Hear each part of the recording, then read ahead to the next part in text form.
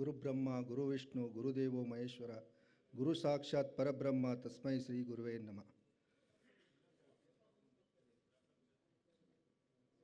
A very warm and respectful welcome to all one present here. I request Chairman, Bangalore Branch, Manjunath Hallo sir, to please welcome all the dignitaries to the dais, as I mentioned. Central Council Member Sanjeev Singhvi, Convener GCC, Ajay Chachet, Deputy Convener GCC, Madhukur Hiregange, Program Director GCC, Regional Council Members Pampana B and Pramod Hegde, and our Chief Guest and Past President C.A.K. Raghu. I request you to kindly welcome them with a floral bouquet and a live plant. Ladies and gentlemen, please join us.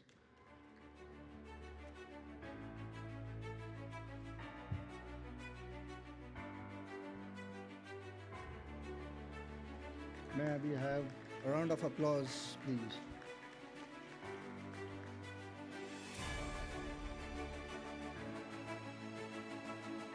Hi, good afternoon, esteemed member.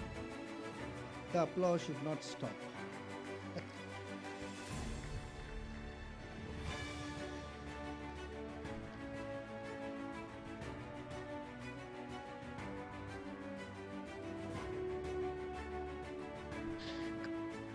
Hi everyone. A very warm welcome to all the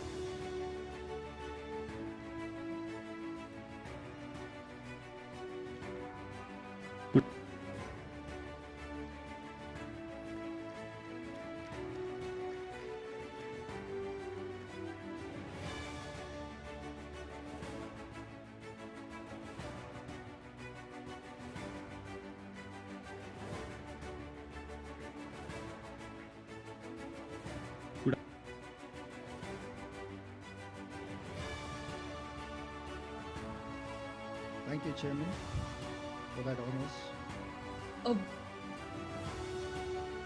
Hello.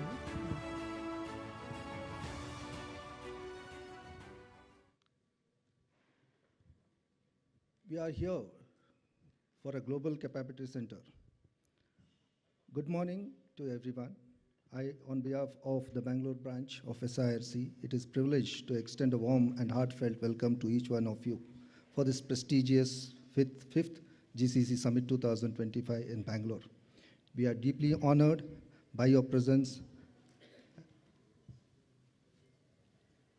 Your presence adds immense value to the summit and inspires us and continuing strength the vision of creating global competencies among other members.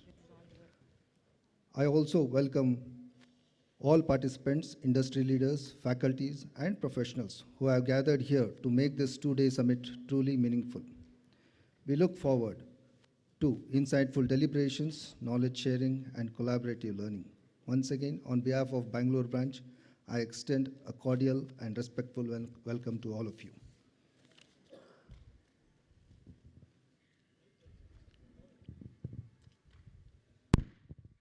Now the stage is set and our hearts full of anticipation. It's my absolute pleasure in extending a very warm welcome to our chairman, C.A. Manjunath Hallo sir, and may I request him to deliver the welcome address to the gathering.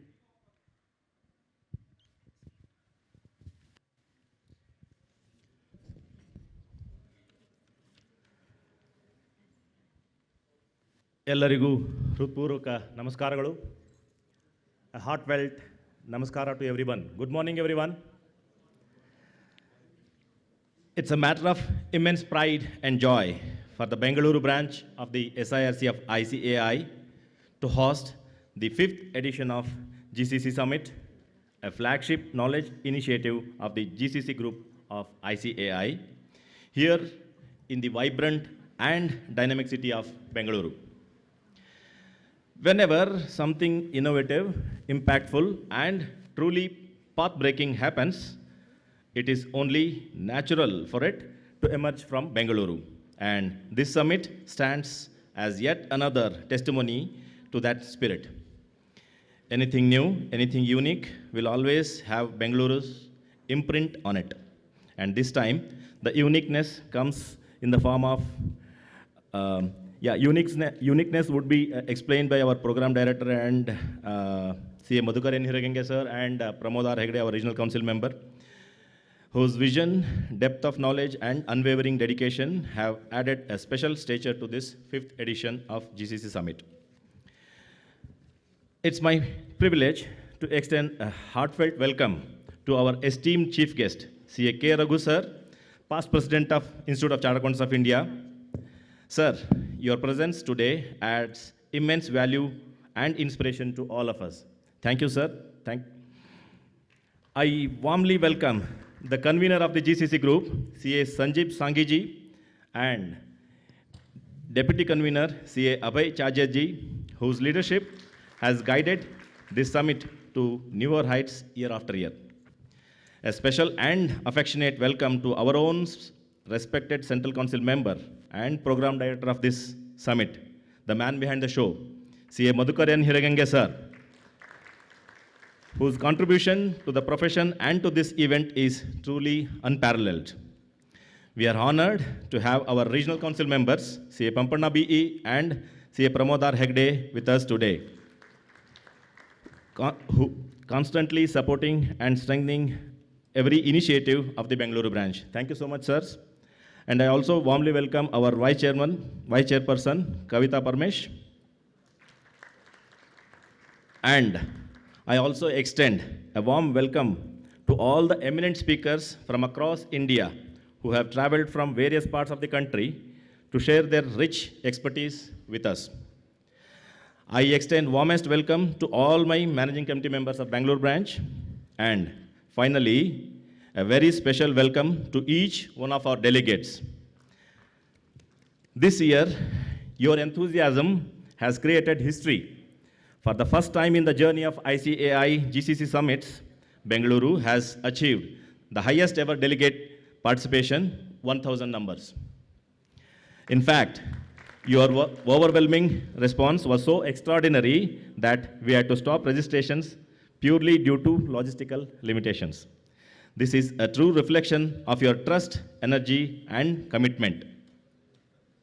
This summit is not just a technical event, it is a celebration of knowledge, collaboration, and the collective vision of our profession. Over the next 2 days, we will witness insightful deliberations, thought-provoking discussions, and rich sharing of practical experience that will benefit every participant. As chairman of Bengaluru branch of SIRCF ICAI, I am humbled and proud to welcome all of you once again for this landmark edition of GCC Summit. May this gathering inspire new ideas, forge stronger professional bonds, and prepare us for the opportunities and challenges ahead. With these words, I once again extend warmest welcome and heartfelt welcome to all of you. Jai Hind, Jai Karnataka, Jai ICAI. Thank you so much, sir, for that warm and heartfelt welcome. We are all motivated by your leadership and are ready to embrace the day's journey. It's a timeless tradition that we begin every auspicious journey by invoking the divine light.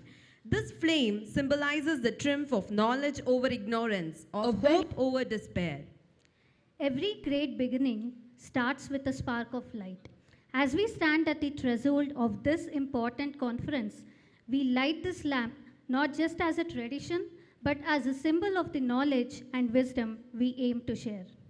To perform this sacred ritual and illuminate our path forward, may I now request our Central Council members, Regional Council members, Chairman of Bangalore Branch and the Managing Committee members of Bangalore Branch to kindly grace their way on the stage to the ceremonial lamp lighting. I request all my CA fraternity members to raise on your feet and welcome this moment of peace and reverence.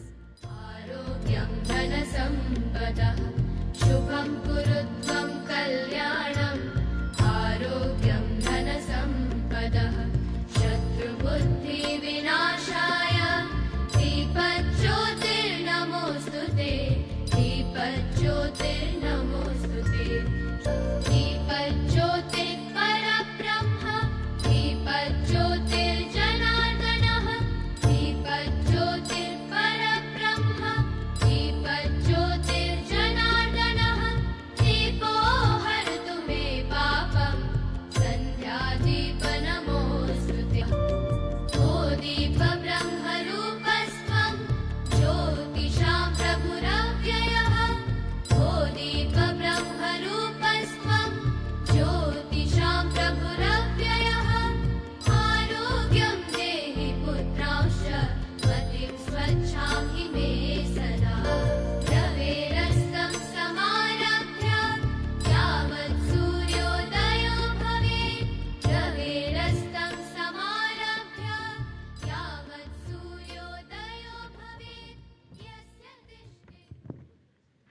A heartfelt thanks to everyone who participated in the lamp lighting. The warmth and glow from that flame truly fills this place with a positive energy. We are now guided by the spirit of collaboration and enlightenment. Now I request all my esteemed members to stand together in honor of our profession for rendering of the ICA motto song, the anthem of our professional values. Please raise.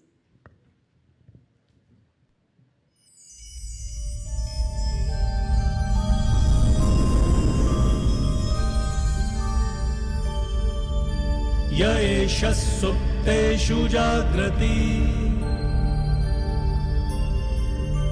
य एष सुप्तेषु जाग्रति कामं कामं कामं कामपुरुषो पुरुषो निर्मिमाणः निर्मिमाणः तदेव शुक्रं तद्ब्रह्मा तदेवामृतमुच्यते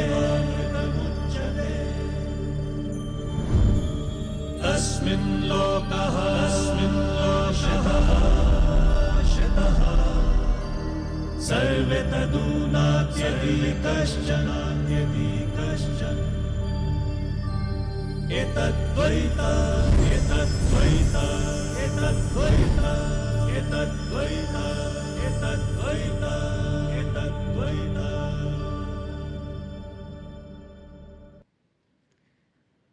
Thank you all for raising and joining in the ICAI motto song.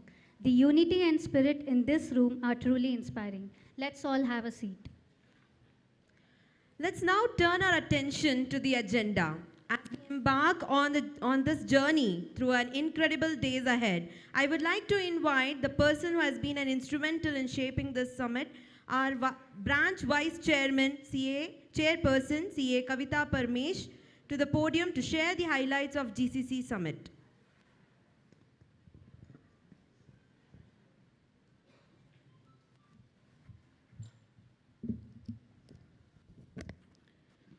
Shubhodaya. Good morning, everyone. It's an honor to give you an overview or an insight of the program which is scheduled for the next 2 days. Global capability centers have emerged as strategic engines powering the multinational companies with innovation and global leadership. In this rapidly changing environment, CAs are shedding their traditional image of transactional accountants and then taking shape of global leaders with, bringing along with them the exceptional analytical skills and uncompromising ethical values, which is the need of the hour. That's why the theme of this GCC Summit, which has been titled by the Institute of Chartered Accountants, is the from ledgers to global leadership, CAs shaping the GCCs. So to bring this theme aptly into this summit which is held in Bangalore, we identified 4 major pillars which shall be the structure for these sessions which have been scheduled in the next 2 days. The 4 pillars which we identified are like this: awareness and understanding of GCCs. Second, the regulatory environment and the institutional collaboration and the GCC ecosystem. Third, people and skills who are with GCC and outside of the GCC promoting GCCs. Fourth one is the knowledge, which is essential for this. So on day 1, we start these sessions, technical sessions, focusing on the awareness about the GCCs. So the first 2 sessions, which are titled as Transition from Cost Centers to Innovation Hubs and the Rise of GCCs, Redefining the Global Business DNA, are focused on awareness pillar. Later, post-lunch, we move to the institutional collaborations and focusing on gift cities, which are promoting the GCCs, and that is covered under the second pillar, institutional collaboration. And we move on to the third pillar, which is people and skills, where we talk about what GCCs, we explore what GCCs expect from CAs, Chartered Accountants. Since this program is from the Institute of Chartered Accountants, we focus on what is the expectations of GCCs from the Chartered Accountants. the day one ends with the theme and talking about the CA's transformational journeys in GCC leadership. The second day begins with the success stories of the Tier 2 GCCs from Tier 2 cities of Karnataka, which is again a very important and interesting session to know. And then we move on to audit in AI environment. The next sessions, 3 sessions, are around the focused on around the people pillar, which is on crafting global ready talent for GCCs, the GCC people blueprint, and the consulting for GCC demystified. The fourth one, what we are going to address, fourth session in the next day under the people's pillar is GCC the Make in India for services? With this, we move on to the success stories. After this, we move on to the success stories of our leadership excellence of women in GCC, where the women leaders in GCC share their experience. While it is showcasing and giving spotlight on women, but I'm sure all of us have a lot to learn. The day 2 and the entire summit ends with the session focused on knowledge structure, knowledge infrastructure, which is not the technical expertise, but the mindset and the attitude which is required to be successful leaders. So with that, we come to the end of the sessions or the summit.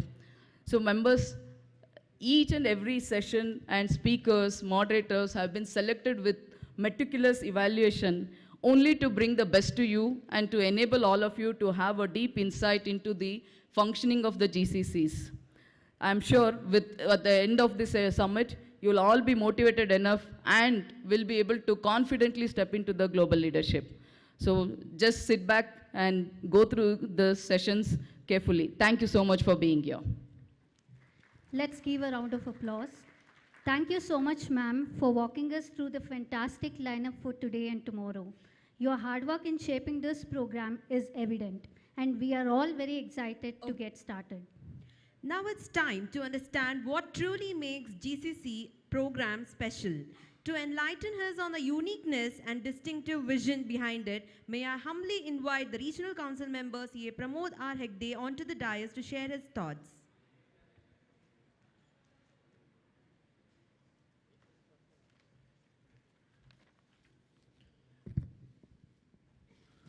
Respected dignitaries on the dais, firstly our evergreen past president K. Raghu sir, our own Central Council member Madhukar Hiregange sir, who has been shaping this summit today, and a special thanks to our conveyor and deputy conveyor, CA Sanjeev Sanghi sir, who has come for the first time in the councils, and our Abhay Chajuji, whom Bangalore is well aware, previous startup summit was under his guidance as well.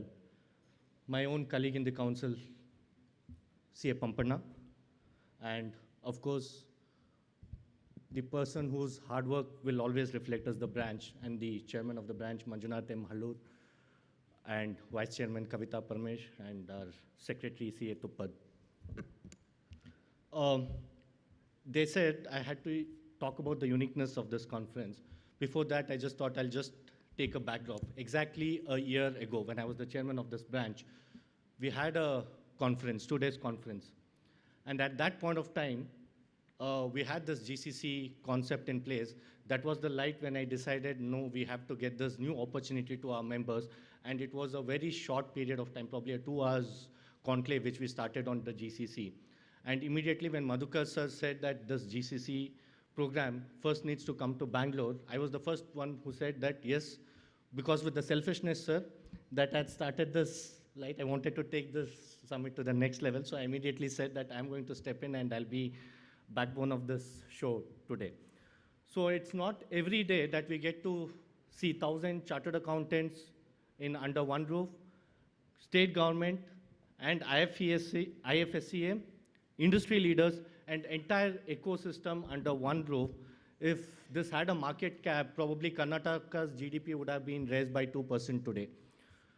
So, and when it comes, an obvious statement, in Bangalore, you don't come to learn GCC, you come to experience and see what GCC looks like and how it is becoming a global force. And also, this is the fifth summit. We had in other cities also. I had members asking me that when is the GCC summit going to happen in Bangalore? Other cities have already done it. And aren't we too late? Yes, of course, other cities discuss GCC, but Bangalore runs GCC. Delhi spoke about policy. Ahmedabad spoke about infrastructure. Hyderabad spoke about the scaling. Pune spoke about the precision recently when we had. But Bangalore speaks transformation. And transformation not in future, in present and continuous is what I would like to convey. And why this edition is pretty unique. As I said, you have seen how the other cities dwelt upon this subject. And as I said, Bangalore looks at the transformation and scaling up. And the Bangalore mindset doesn't talk about the cost centers anymore. We talk about the innovation hub, and that's the Bangalore's way. And when this session was planned, there were 50 unique ideas, brainstorming, people who have contributed to the ideas here. And across the discussion, what we thought was we should be the leaders of the GCC, and we should no more talk about the processes. So the entire narratives which you will be probably looking at today is how we scale, how we run. We are talking about leaders. It will be the first CA summit where CA leaders will be taking over, not as a process owners, but as an innovation hub.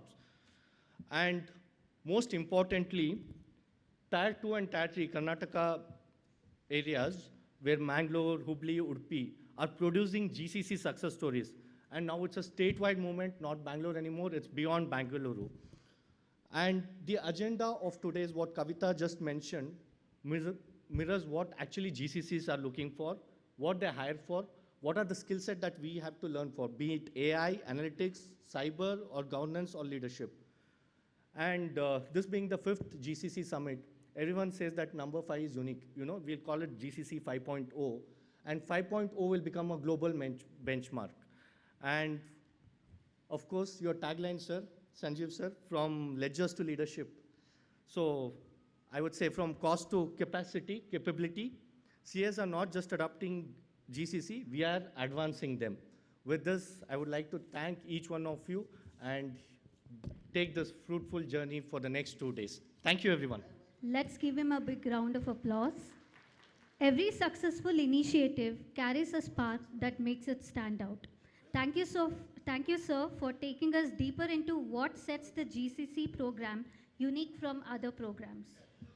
Dear members, we are honored to have among us an individual whose wisdom and experience have shaped our profession. He is a man of words.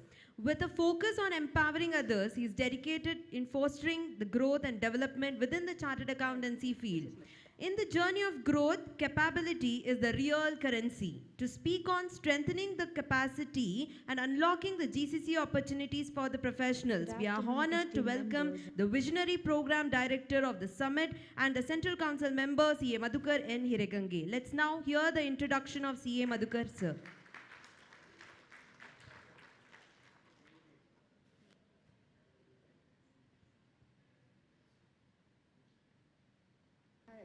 This is Nishkala. I have the privilege to introduce Central Council member Mr. Madhukar sir. Madhukar N. Hiregange brings over 37 years of experience in indirect tax consultancy and professional development. As the founder and mentor of HNA and Co LLP, he has guided the firm's growth into a values-driven network with 17 locations and over 650 professionals committed to ethical and quality service. Currently serving as chairman of the Committee for Members in Practice at ICAI, he has focused on strengthening small and medium practitioners, promoting non-traditional areas of practice, and supporting global consulting opportunities. His work emphasizes ethical values, empowering habits, and a service-oriented mindset. A passionate advocate for a student welfare and professional reform, he is actively involved in initiatives to enhance the experience and his value to the Chartered Accountancy qualification. His efforts aim to ensure that young professionals are equipped not just with technical skills, but with the right attitude and purpose. Madhukar has co-authored 37 books, including 12 on GST, with the goal of simplifying complex laws and enabling ease of compliance. He has mentored over 500 professionals, many of whom now lead with integrity across the profession. He is also the founder of two social impact initiatives, the Empower Education Foundation, supporting over 5,000 economically challenged students, and Hiregange Academy, which promotes employability and ethical practice. Having served on the Central Council of ICAI across 3 terms, 2010 to 13, 16 to 19, and 25 to 28, he continues to contribute to governance reform and capacity building. His journey reflects a lifelong commitment to ethical leadership, professional excellence, and nation building through service. Hi everyone, this is Nishka. Thank you for a brief This is introduction. Nishkala. I have the privilege to introduce. Thank you for a brief introduction. I have May the I now privilege to introduce. hear to our Central Council member CA Madhukar N. Hiregange. Let's give him a big round of applause.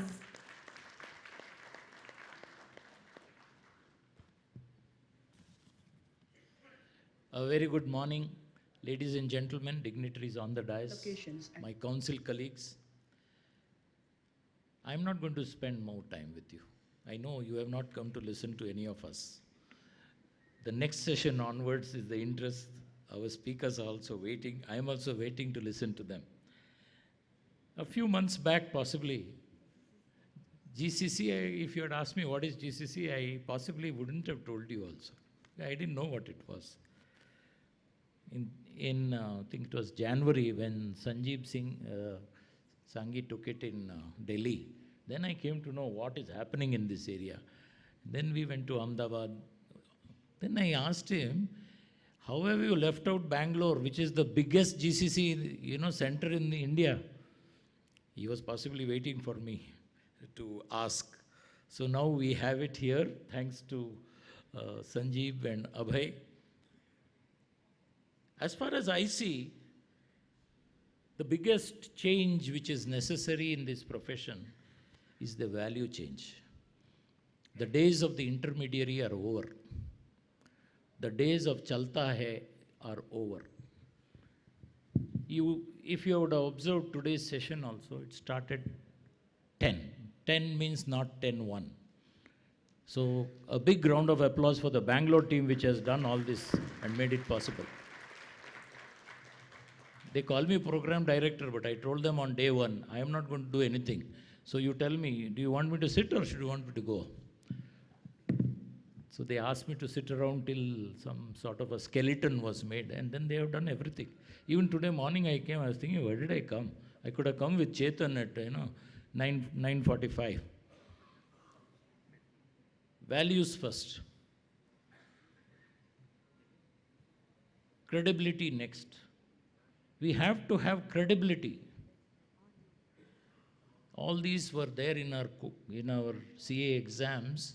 Many of us think it is only there, but it is not there. You look at all these great guys who are going to come today. Chetan, for example, I know he had a small office in RV Road, if I'm not mistaken. And Gurunath and Chetan, something it was, Guru and Chetan.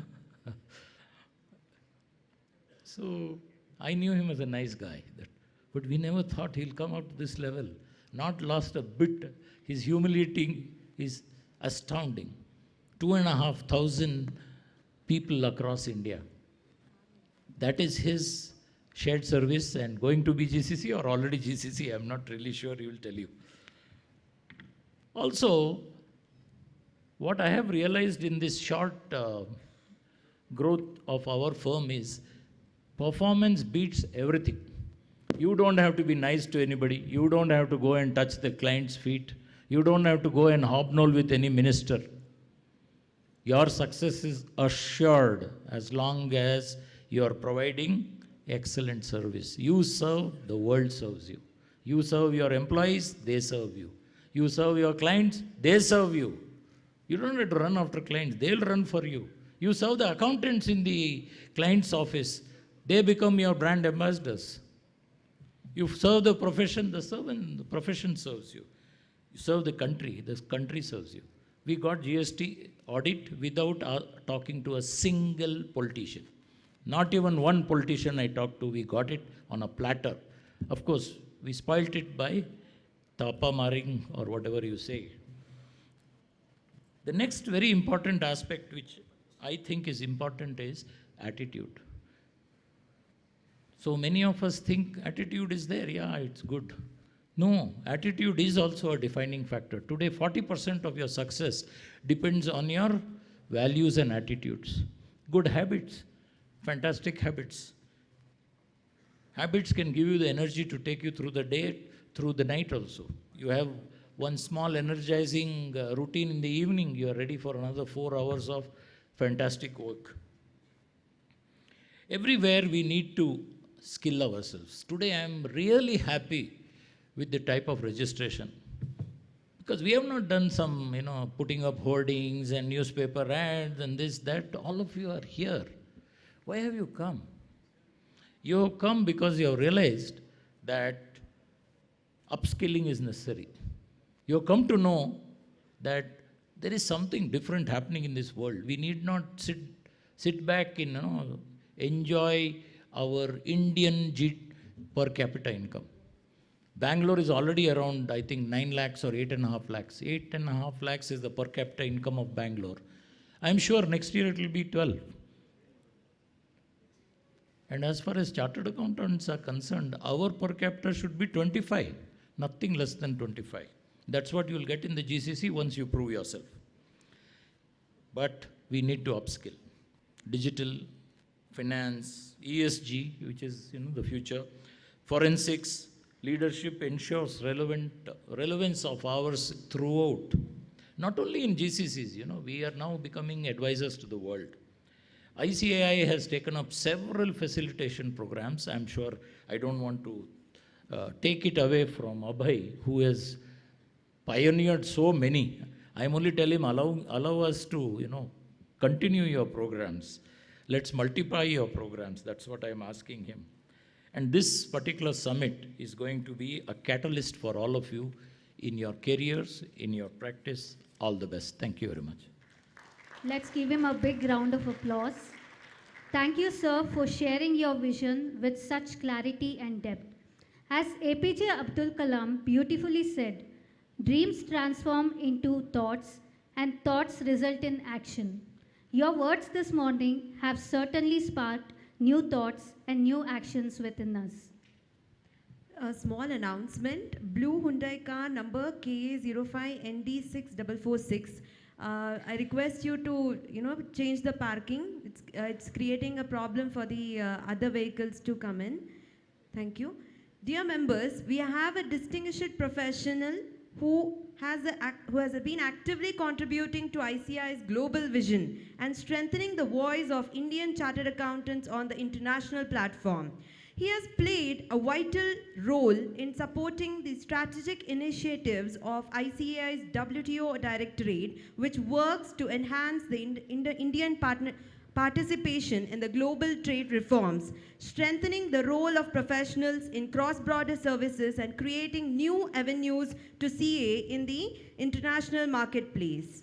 And contributing significantly to these efforts is a dynamic leader, dedicated volunteer, and a pillar of support within the GCC committee, CA Abhay Chajad, the deputy convener of the GCC committee.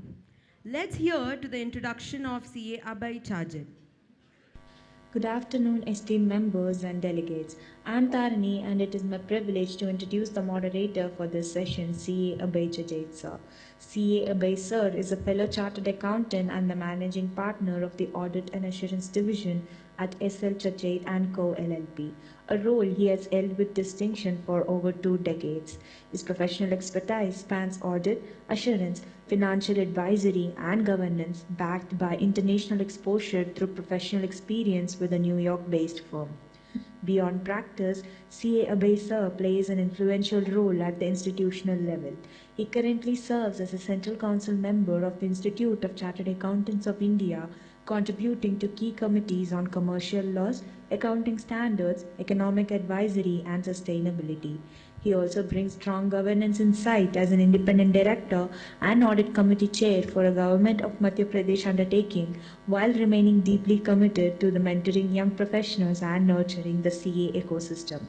With his depth of experience, global perspective, and balanced leadership approach, CA Abhay Chajait sir is exceptionally well placed to steer today's discussion.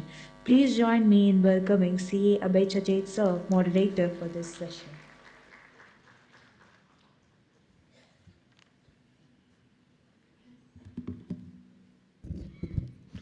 Thank you. Thank you very much for this brief introduction. Truly overwhelmed. Highly respected and honorable former president of ICI, CA Raghu sir, thank you so much. It's been truly an honor and privilege from the group and from the directorate that you are the chief guest here today. And I think none other than our K. Raghu sir. A big round of applause for sparing his valuable time here. So it's been truly an honor. Always listen to you. The initiatives which you have taken in 2015 as the president of ICI and the technology, I think at that point of time, which was discussed, I think now we see technology has taken a new shape in form of artificial intelligence. I think that's the time when you spoke, you started, and now it's the buzz all over the world, I would say, the AI. So thank you so much for being here among all of us. Truly an honor, sir. My esteemed colleague in the council, the man behind this show, CA Madhukar Hiragange, sir, very apt, very specific. Whenever you discuss any topic, any issue, any matter, I think he is very apt, straight on the topic.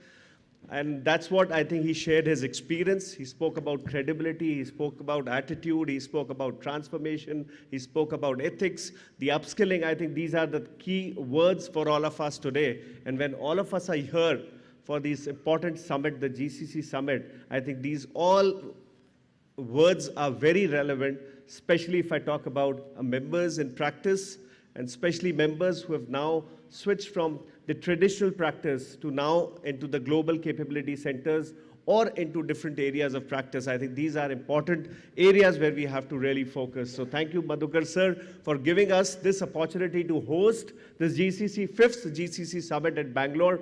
I think the journey started, of course, Sanjeev Sanghi, a very dear friend, he would share his experience of GCC. But what I can only say, the journey started from Delhi, the first GCC Summit, then to Ahmedabad, then we went to Hyderabad, then to Pune, and now, as mentioned, the largest branch of ICI, the Bangalore, which was much awaited. Now we have the GCC, the 5th GCC Summit at Bangalore. So Madhukar sir, thank you so much for giving this group and the WTO opportunity to host this GCC at Bangalore.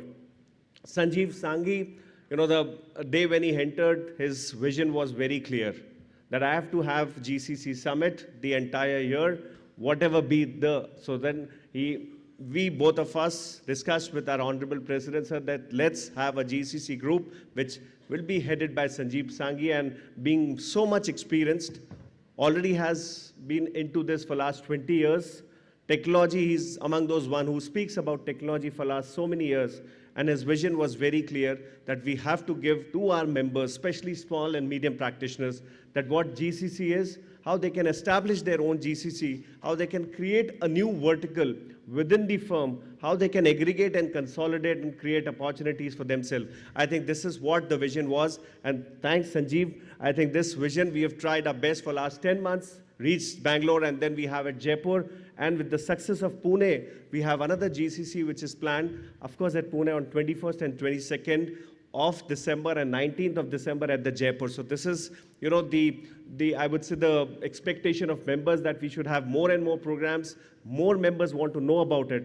And I think that is what our objective is, that we bring the best people, the esteemed, distinguished speakers all over the country. They come and speak, share their experiences. And I believe Bangalore speakers, Madhukar sir, thank you so much once again. Bangalore speakers from the list which we have are among the best which we could give it to our participants. So thank you, Madhukar sir, entire team, for bringing these wonderful speakers here today and tomorrow in this 2 days GCC Summit.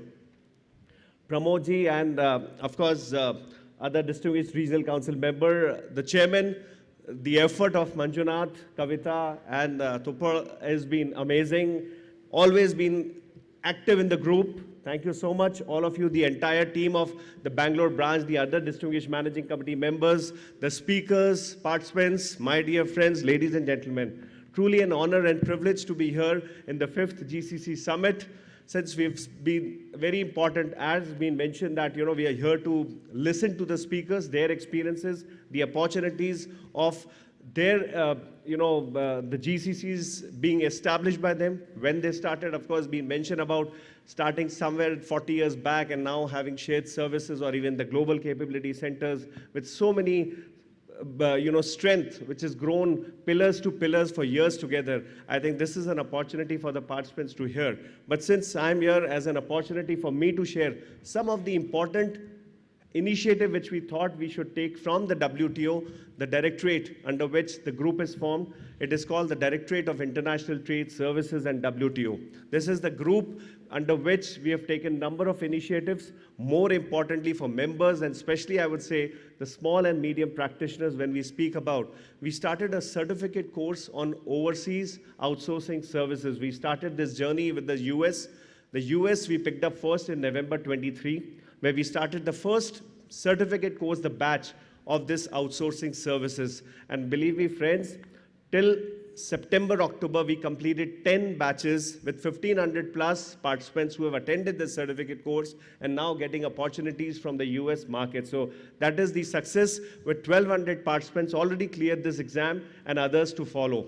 With the success of US, we thought, why not reach out to UK? Of course, we attended the Accountex London on 14th and 15th of May, where we just exhibited ourselves. We had put up our exhibition at the Accountex London when me and Sanjeev Sanghi were there, just to showcase the initiatives of ICI, what ICI has been done for last so many years.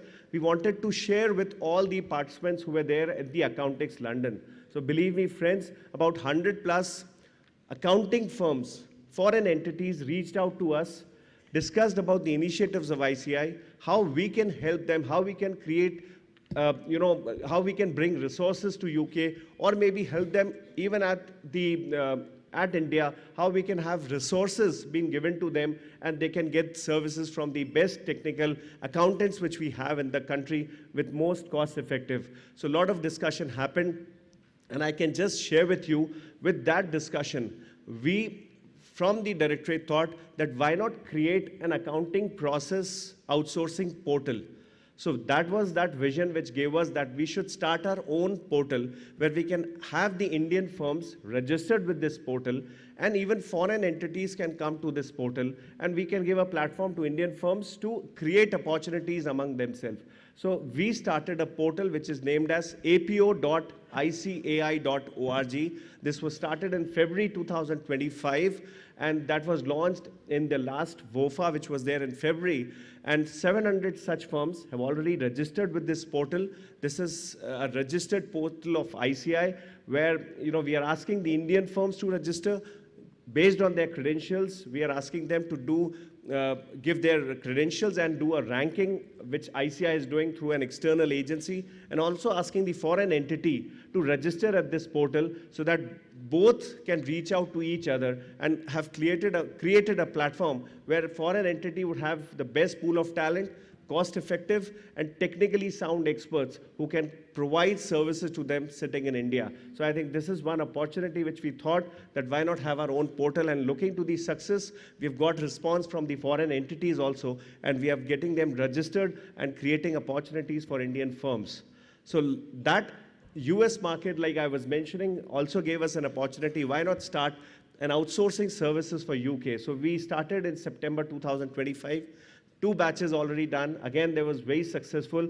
We have got very good feedback. Experts who have spoken on these certificate courses, very good feedback from all the participants, and they are looking from practical point of view. That is what our objective is, that whatever has been shared by these experts, the speakers, the faculties, only practical part to be discussed, where you talk about accounting, you talk about filing of returns, you talk about payroll management, or any other such services which you can give from India. Those have been discussed in these certificate courses over and above the rules and regulations for their respective jurisdiction. So these are opportunities, and I'm happy to share that the council just 2 days back has approved the certificate course for Australia and for Canada that was proposed from the directorate, and we got a response from the council that yes, these are important areas. We have to reach out to new jurisdiction, and I'm not sure if any one of you is already doing some services for Australia or Canada. Now we are also launching a very soon first batch of Australia and Canada in the month of January for this certificate course for members to know what are the opportunities available in the jurisdiction, reach out to entities in jurisdiction, create your profile better than the existing one, create your credentials, and also to share with you the networking guidelines, which has also been passed. The overseas networking guidelines, the international networking guidelines also has been approved by the council. So big round of applause for Madhukar sir and Sanjeev sir for this networking guidelines, which was much awaited, especially I would say at firms at large, and also for small and medium practitioners. So definitely this would be a big boost for SMPs, that they can now get into network, get into domestic network, create their own global network, get associated with global networks, and become a member of such network. All these guidelines will very soon be hosted on the website of ICI. And of course, over and above, the ethical standard boards also has changed the advertising guidelines, which is also now will be released very soon. You will be open up a lot of things now you can put it on our website, a lot of changes which is now happening at the ethical standard board. So I think the advertising guidelines also would help us to reach out to these foreign entities, create your own very good website, and can showcase that you're already doing outsourcing work, you already have a GCC, and now you can reach out to global network, create opportunities, create new vertical within the firm, over and above getting consolidated, getting aggregated with smaller and medium practitioners. So that is the opportunity. And some of the important other initiatives, of course, the publications which we have been releasing. Recently also there was a publication on outsourcing technology and others which were released 2 days back. There were some of the practical aspects. We thought, why not use our center of excellence, Hyderabad and Jaipur? So we have had hands-on training. We do regular residential refresher courses.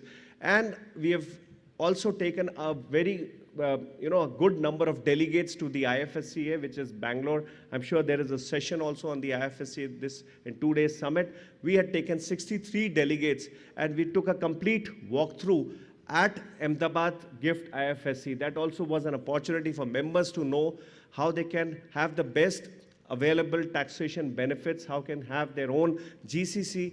At the GIFT IFSC, they did a complete walkthrough at certain of the locations at the GCC and got the advantage, also got the understanding of what are the opportunities which are available.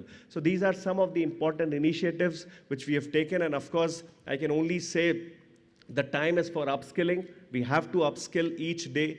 Number of certificate courses, as Madhukar sir was mentioning, that there are number of initiatives which have already been taken. Please think from the conventional practice to these certificate courses where you can value add to certain of your clients, the existing setup which you already have. Please upskill yourself, create your own expertise by doing certain specific certificate courses, which will be an opportunity going forward. Time is for specialization. Time is not for doing everything by one person under the umbrella. So this is not the time. I can only say that you have to upskill. You have to be an expert in one specific subject, give those services to best of your competence and ability to the client, and of course, over and above, everything is the ethics which we'll have to always follow in our professional or any opportunity or any career opportunities which we get. So once again, thank you very much, Bangalore branch, everybody, Madhukar sir and entire team of Bangalore branch who've taken this opportunity to host this GCC Summit. Very important. I'm sure we'll have a lot of interaction. The expert would come and speak about the importance of GCC and how we can create our own GCC and learn how we can create our own opportunities. This is what we'll have 2 days of learning. Once again, I compliment and congratulate the entire team, and I wish this 2 days of summit would be a grand success, and we'll have a lot of takeaways from this 2 days. Thank you very much. Let's give him a big round, resounding round of applause. Yeah. Through capacity building, research initiatives, global engagement programs, and policy representations, the WTO Directorate has been instrumental in ensuring that Indian CAs stay future ready in rapidly globalizing economy. Thank you, sir, for taking us through the initiatives of WTO Directorate. Moving on further, dear members, the person we are about to invite is a visionary leader who has played a pivotal role in shaping ICAI's engagement with global capability centers. Under his guidance, the committee has made remarkable strides in capacity building, industry alignment, policy, and professional development, ensuring that CAs are future ready for high value roles in the GCC landscape. A mentor, a catalyst, and a driving force behind some of the most impactful initiatives like this GCC Summit. Yes, it is CA Sanjib Sanghi, the governor of the GCC committee. We are truly honored to have you here. And let's hear to the introduction of CA Sanjib Sanghi. Hi everyone, this is Nishkala. I have the privilege to introduce convener of GCC, Mr. Sanjeev Sanghi. Sanjeev Sanghi is a seasoned chartered accountant with over 27 years of professional experience in practice, digital transformation and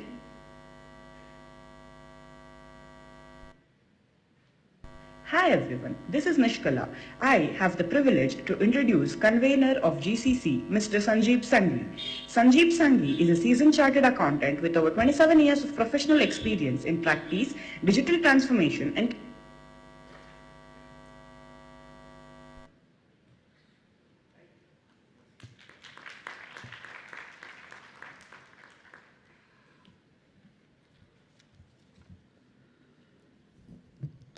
A very warm good morning to all of you.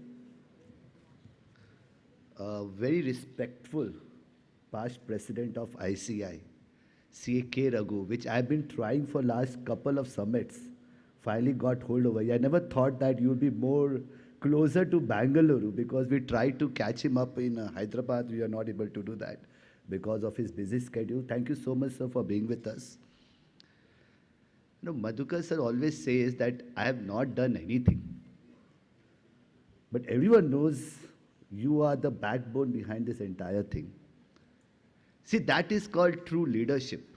When you are there, but you are not there. And I think Madhukar sir deserves a big, big round of applause because let me tell you the inside story behind it.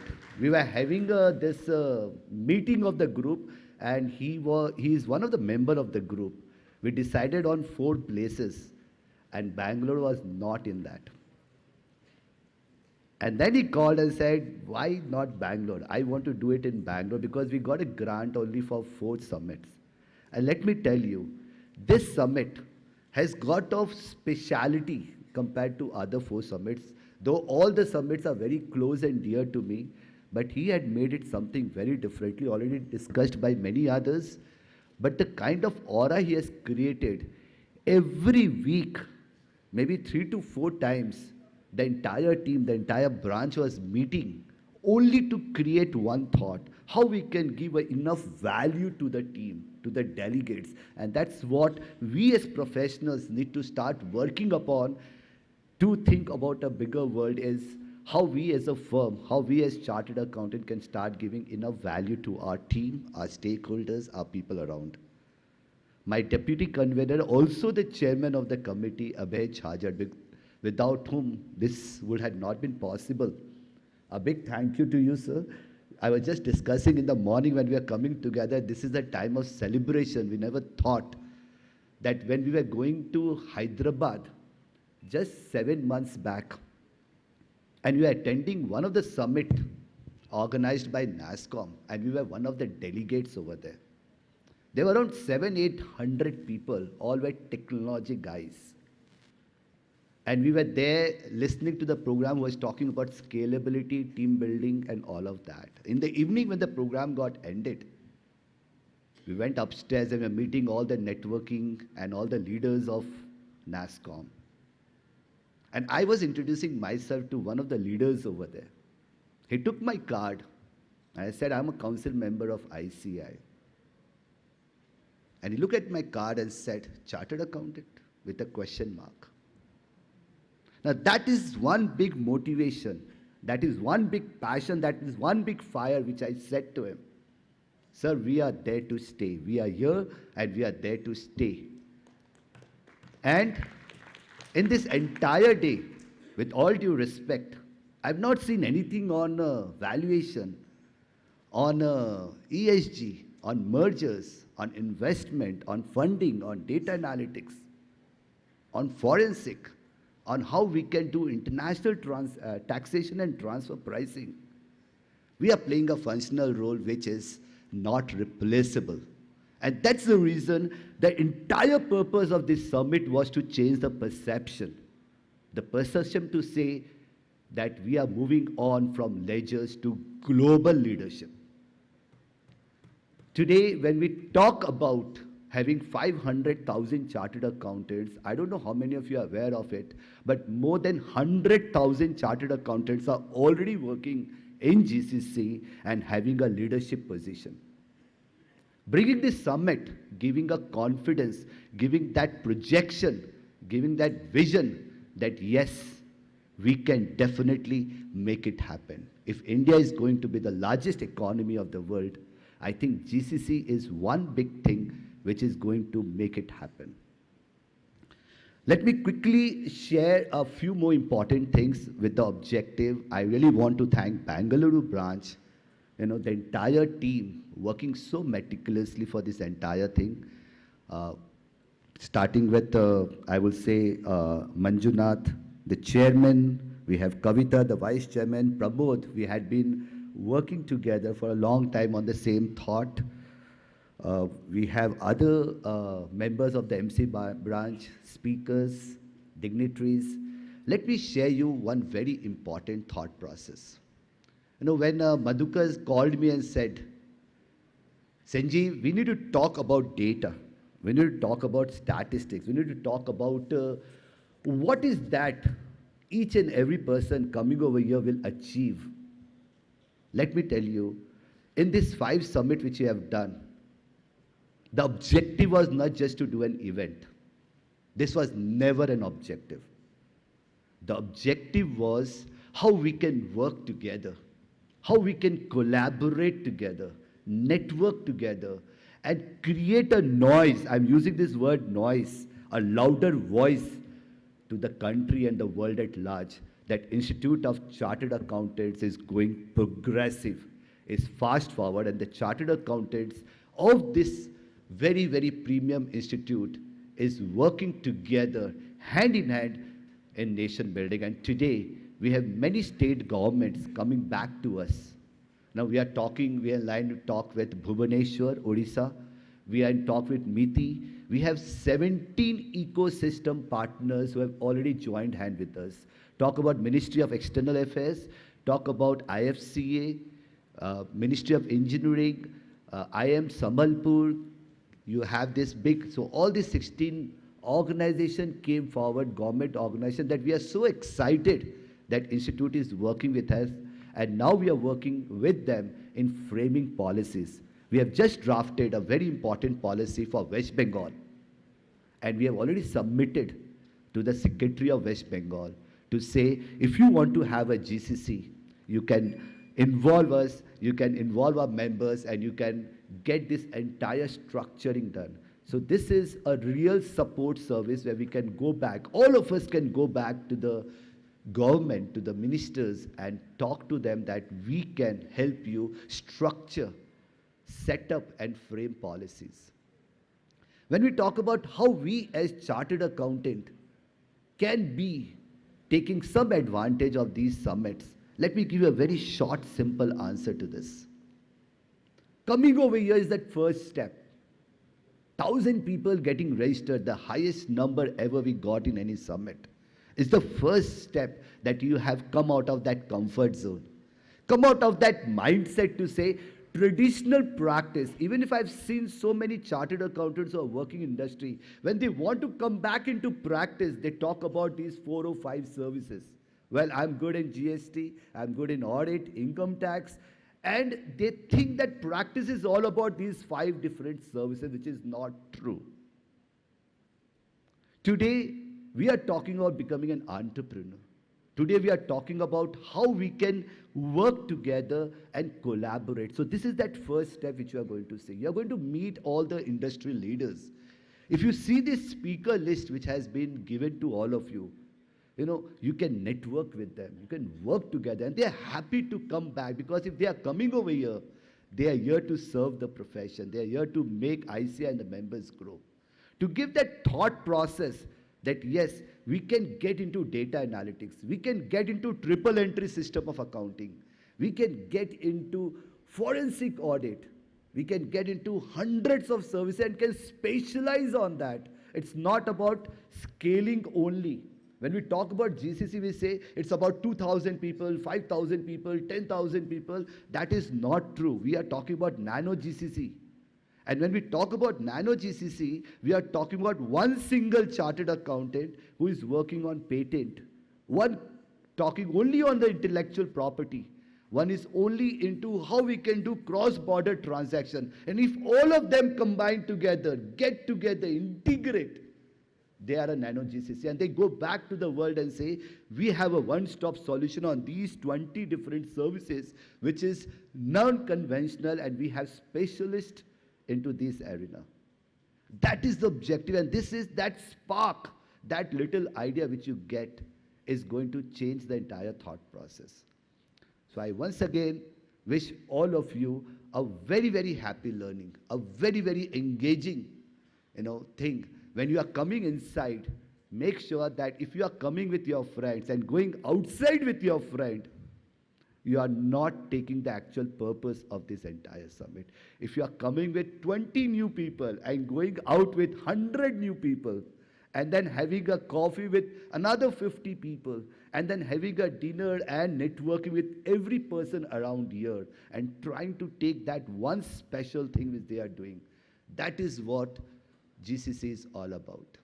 That is how we are creating capabilities, we are creating capacities, we are giving vision, and we all want your support going forward, because we may not be doing these summits more and more, but what we are going to do is that we are going to identify each and every professionals amongst you and try to make them a part of the ecosystem. Let me tell you the next year goal what we are going to have, which Madhukar sir will be loving to hear it. Always he wanted me to say, Sanjeev, why we are only focusing on events? And I said to him, I said, you have a great idea. Next year, summits will be reduced. What will be increased? We are going to identify 100 GCCs from each and every cities and state, and we are going to work with them. And we are going to take you not into these conferences, but into their setup. We are going to showcase to you that what they are doing, how these things are getting automated, how robotic process automation is working, how you can really create a secured environment. We are going to take this thing to a level where we are going to have only 50 delegates going to an organization and seeing that. Next 50 is going into this. So we are really working on an actual plan of scaling up and scaling up. Looking forward for more interactions. Thank you once again to all of you who has come in large numbers, and we look forward for your support and blessings. Thank you. Thank you so much, sir, for that clear, structured, and visionary explanation. Your leadership has truly shaped the foundation of this GCC, and your guidance continues to inspire us. We now move on. We have the privilege of hearing from a leader who has represented ICAI nationally and globally, strengthening the reputation of our profession at every step. Some leaders don't just lead an institution, they leave behind a legacy of excellence. So we have distinguished personality, past president of ICICA K. Raghu, whose guidance, clarity, commitment continue to inspire generations of chartered accountants. Can we hear to the introduction of... A very warm welcome to all the dignitaries and esteemed guests present here. I'm Savitri Sridhar Hegde, and it's a privilege to welcome you all here today. It's an honor to introduce a towering figure in accountancy profession. CA K. Raghu, senior partner at K. Raghu & Co., and one of the most influential voices in the Indian and global accountancy. With over 24 years of experience as a chartered accountant, he has contributed to the profession at highest levels.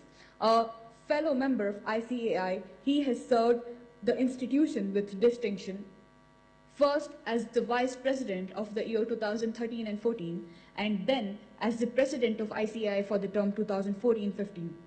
Leading more than 2.5 lakh members and over 8 lakh students during his tenure. His leadership is recognized globally. CA Raghu currently serves as the board of International Federation of Accountants, IFAC, placing him among the world's top accountancy leaders and representing India on the international stage.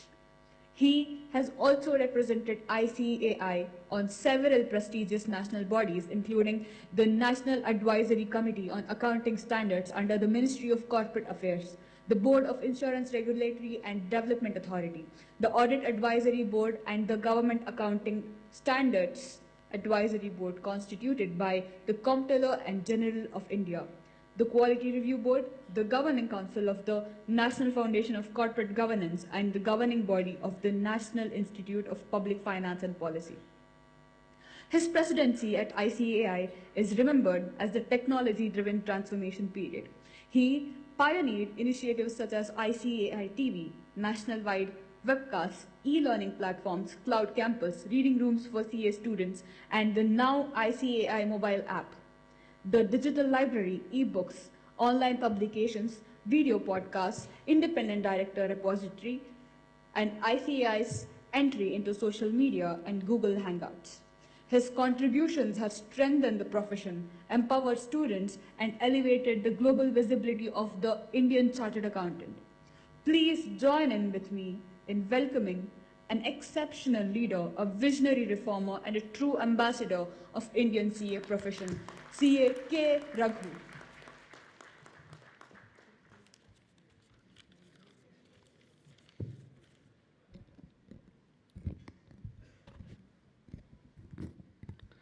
Good morning, friends.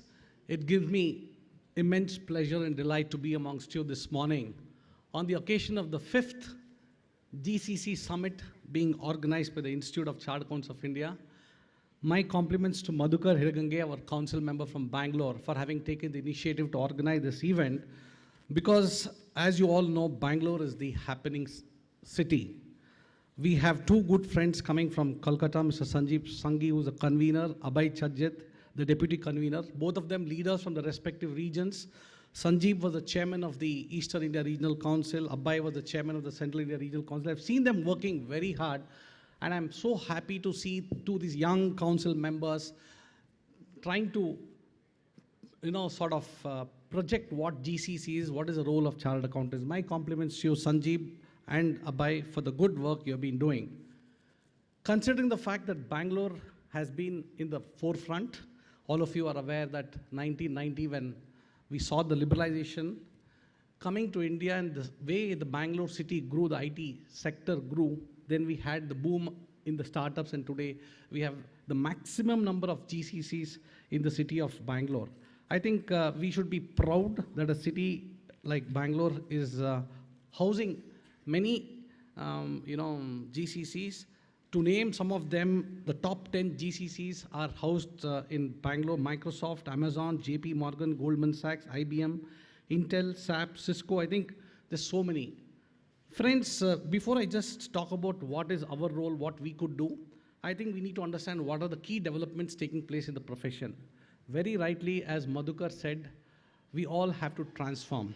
Today, what is happening is we are witnessing a digital transformation taking place around us that has impacted the accounting profession, and all of us have been a part of this transformation that has taken place. A lot of routine accounting tasks are getting automated thanks to robotic process automation. We have seen many tasks which we were doing manually is now completely computerized. Thanks to COVID, remote working flexibility has become very, very common, and these are all required for you to operate in a GCC environment. Real-time reporting, no longer corporates are interested in your quarterly reports, your year-end reports. They want an online real-time reporting. So we have seen how our profession has geared up to the requirements of the current industry. Cloud-based collaborations. Today, most of the softwares are all cloud-based. Our staff are all comfortable working on a cloud-based scenario. And a lot of tools, cloud-based tools are available. And new digital payment mechanism, the ease in which you are able to make payments using your mobile phones, wherein the accounting happens back-end instantaneously.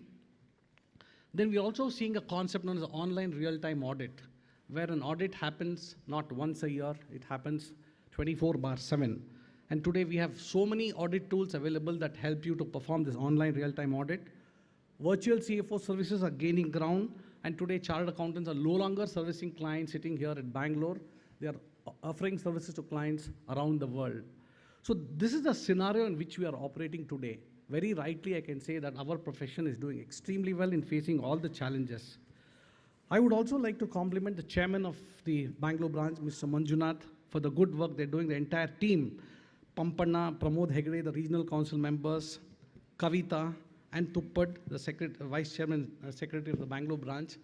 I've served as the chairman of the Bangalore branch maybe 35 years back, and I know how difficult it is to organize events, but today we find more than 1,000 chartered accountants attending a program like this. I'm sure all of you would be immensely benefited by the deliberations that would take place.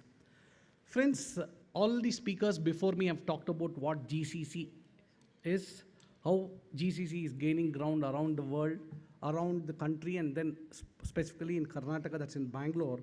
And today, the GCCs not only have specialization in finance, analytics, risk, compliance, tax, digital finance, and shared services, but we find specialized GCCs also evolving. So the entire GCC is evolving in our country, and today we find that Karnataka is a preferred destination. That is because of the fact that more than 50% of the GCCs are located in Karnataka. We have plenty of tech talent, finance talent, and all of us have seen the kind of salaries what the tech professionals are earning today. I think this is what would happen to the accounting profession also. Chartered accountants who are working in the GCC ecosystem will have the opportunity to get very attractive salaries, great careers for them to shape up. And the state also has been supporting the creation of these innovation hubs. So I think everything is good for Karnataka, good for Bangalore, and good for the practicing professionals here in Bangalore, and also the chartered accountants who want to get into industry. Friends, what is important for us to keep in mind is that what is it we need to do? I think the first thing which I feel is that we need to build digital capabilities. It's absolutely essential for us to embrace technology. Yes, we have been doing it for quite some time, right from the Y2K, we've been embracing new things, but it's not sufficient for you to know just the basics in computers. You need to know Python, Power BI, ERP softwares, how to work with audit tools. I think you need to build digital capabilities, and we have a lot of certification course for you. We have the DISA Diploma on Information Systems Audit, which help you to acquire these skill sets. Number two, you need to have the knowledge of global reporting standards, because you're operating in multiple jurisdictions. Sitting here in Bangalore, if you're working in the GCC ecospace, you will be catering to clients around the world. So you need to know the financial reporting requirements of that particular country, that particular jurisdiction. Yes, knowledge of IFRS is important because more than 130 countries have now, sort of following IFRS. Of course, India, we are following Ind AS, which is more or less in compliance with IFRS. Just about 7 to 8 carve-outs are there. So you need to have the knowledge of knowledge of IFRS. Then in addition to this, you need to have the knowledge of global tax treaties, because you'll be dealing with taxation of other corporates. You need to know about SOX, COSO, risk, ESG, everything. I think you need to upskill yourself. And very rightly, as our speaker said, it's time for us to upskill. And another important thing you need to keep in mind when you're operating in the GCCs, you need to understand that you'll be operating in different time zones. Let us say you're catering to a client in US. Yes, you need to know that at 12, the time zone is different. You're catering to a client in UK, the time zone is different.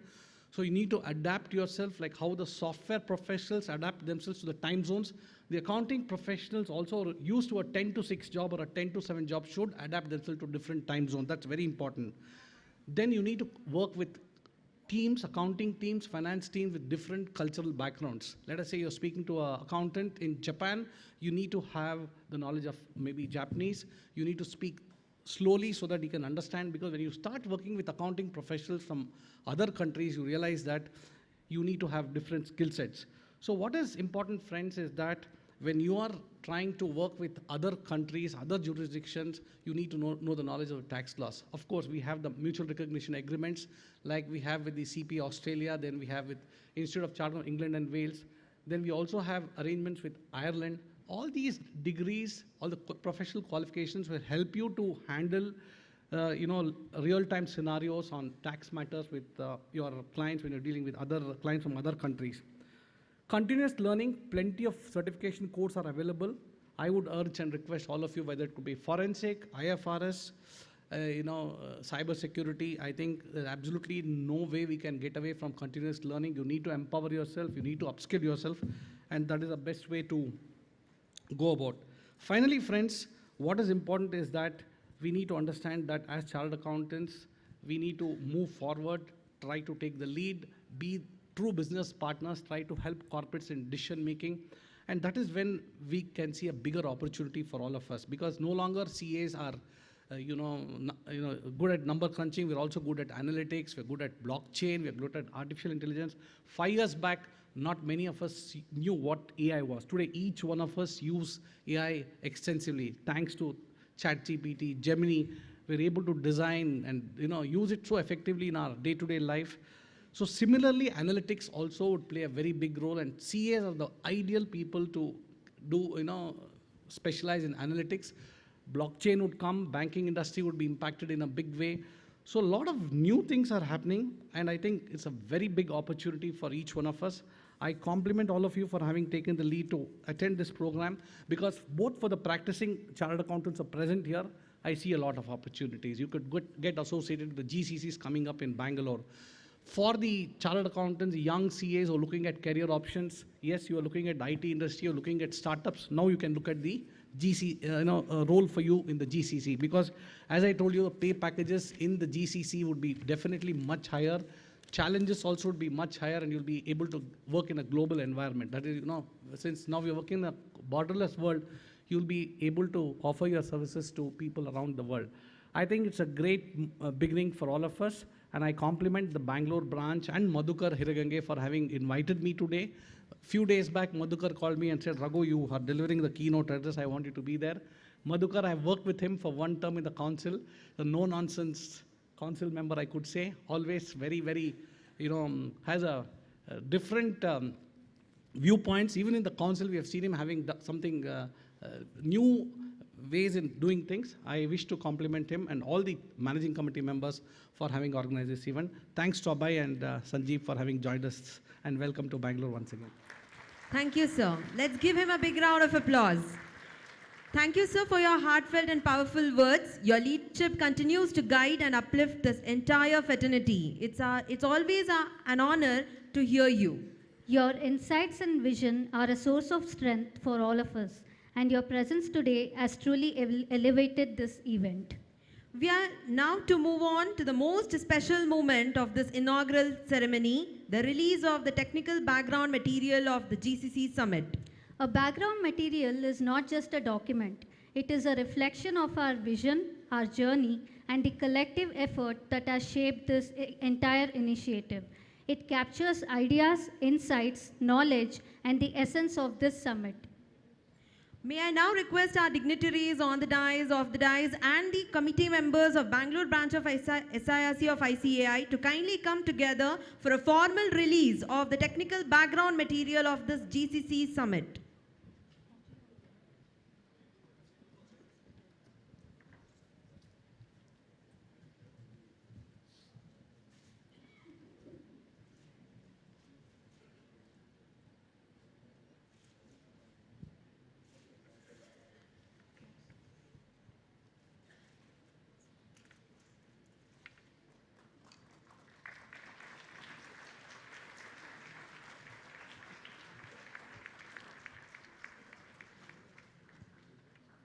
We request everyone to scan the code displayed.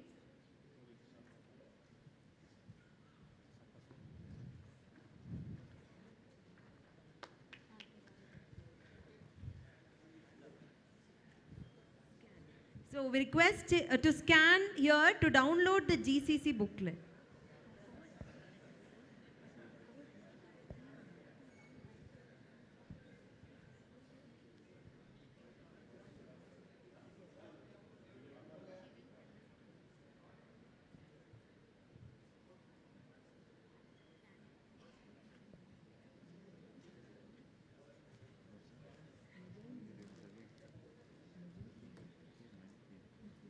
Thank you, dignitaries. Every beautiful beginning deserves a graceful closure, and in every program, the vote of thanks is that moment where words of gratitude tie together the entire ceremony. True indeed. To deliver the vote of thanks and acknowledge all those who made this inaugural session a memorable one, may I now request our branch secretary, CA Tupad, Virupakshappa, to kindly come forward and propose the vote of thanks.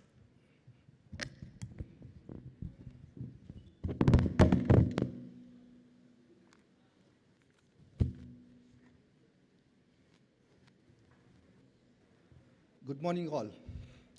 With immense gratitude, I, the Secretary, Bangalore branch of ICAI, have honor in proposing this vote of thanks on the special occasion of marking the successful inauguration of this GCC Summit 2025.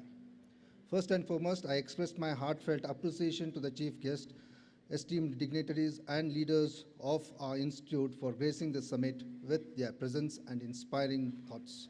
A special thanks to the past President K. Raghu sir for his insightful address.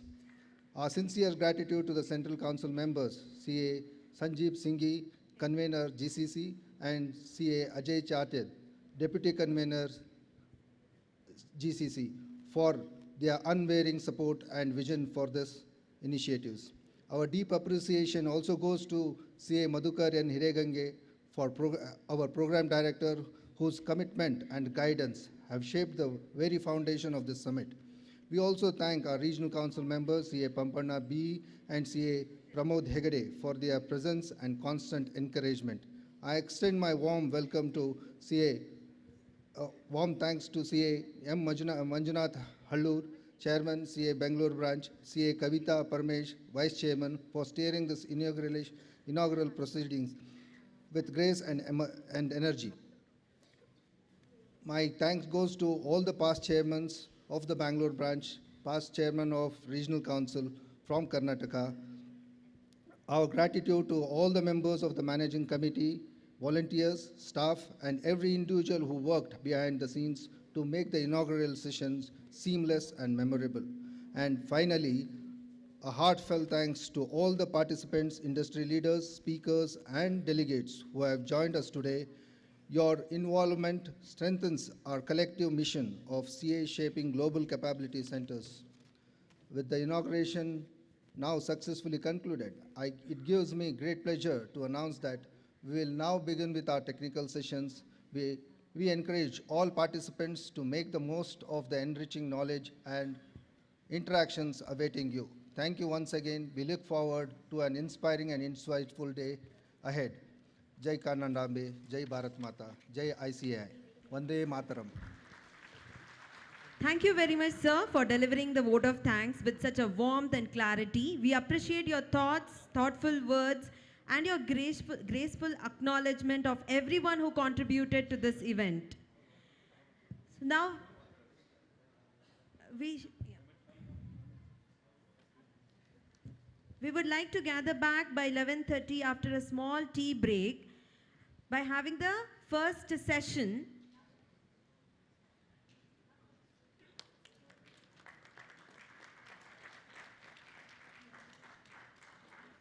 In the 1980s and 1990s, the world discovered India. Multinational companies from the United States and Europe began outsourcing information technology and back office work here. Call centers, help desks, data processing. India became the natural choice. Why? Low cost, skilled English-speaking talent, and the magic of time zone advantage. By the late 1990s and 2000s, outsourcing wasn't enough. Companies wanted more control, Request all the better protection of dignitaries, intellectual all the property, committee and less members to join for a group photo. So, just like China has emerged as the factory to the world, India is now emerging as the office to the world. So they set up their own offshore offices in India, and then they rebranded into what we know today as Global Capability Centers, or GCCs. Global capability centers are actually deeper functions. No longer just about saving costs. They began driving analytics, research, product engineering, and even global financial strategy. India's global capability centers ecosystem is expanding rapidly, with over 1,700 centers employing 1.8 million professionals and contributing over US 64 billion annually. With significant growth projected by 2030, chartered accountants are poised to play pivotal roles, not only in governance, ESG and digital finance, but also in building and scaling GCCs, driving global tech strategies, talent acquisition and upskilling initiatives. I think this is the time we have to come out of box, think differently, think out of those traditional practices which we have been doing for years. By the 2010s, India had become the GCC capital of the world. Speakers are ready. Mic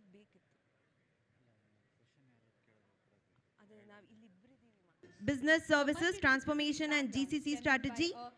And to drive us on beyond F&A, building a multi-service GCC charter, controls, compliance and insight at scale, we have CA Suhail Goel, EVP, San Martin Global Outsourcing. Can we now hear to the introduction of CA Chetan Venugopal? A warm welcome to all the dignitaries present here. I'm Savitri Sridhar Hegde, and it's an honor to welcome you all to today's GCC Summit 2025.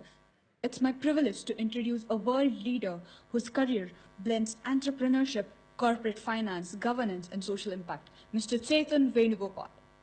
He is a chartered accountant and an alumnus of CEO program at IIM Lucknow. He is also the co-founder of the Perian Group of Companies, an organization that today employs over 2,500 professionals across India, the US, Singapore, the Middle East, and Australia, delivering services in finance, BPM, HR, data analytics, assurance, and risk advisory. He has held significant roles, including serving as an independent director in the board of Indian Railways Finance Corporation from 2019 to 2021. He has also chaired the audit committee during the company's public listing. His commitment to public institutions extends further. He was part of the government of Karnataka's Vision Group for Higher Education, contributing to policy and development. Before building Perian, he led global finance, HR, and administration as Vice President of Finance in the tech sector. The experience that shaped his approach to scaling businesses with discipline and purpose. Mr. Chetan, beyond the boardroom, is deeply committed to social impact. Through Rotary Bangalore Prime, he leads initiatives to skill final year commerce graduates, and over 2,000 students have been trained under this program in the last 4 years. Please join me in welcoming a visionary entrepreneur, a governance leader, and a passionate advocate for education, Mr. Chetan Venugopal. Welcome, sir. May I now hear to the introduction of CA Suhail Goel. And respected delegates, I am Nayana, and it's a pleasure to present our session speaker, CA Suhail Goel.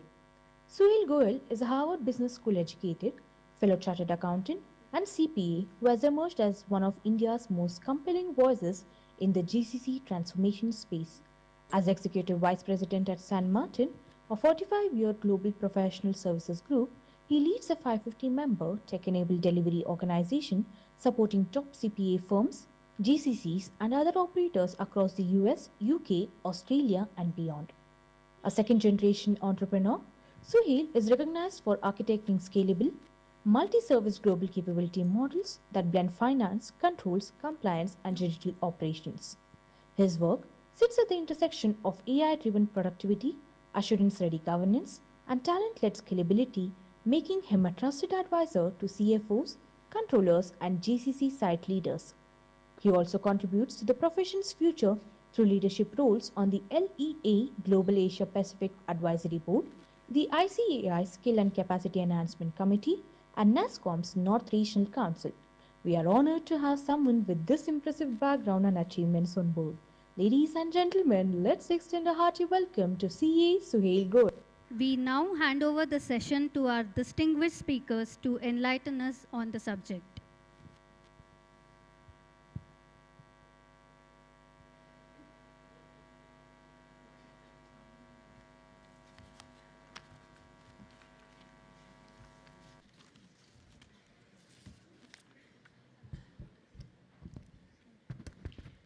Good morning, everybody. Good morning, everybody. I hope you all had tea. Yes? Thank you.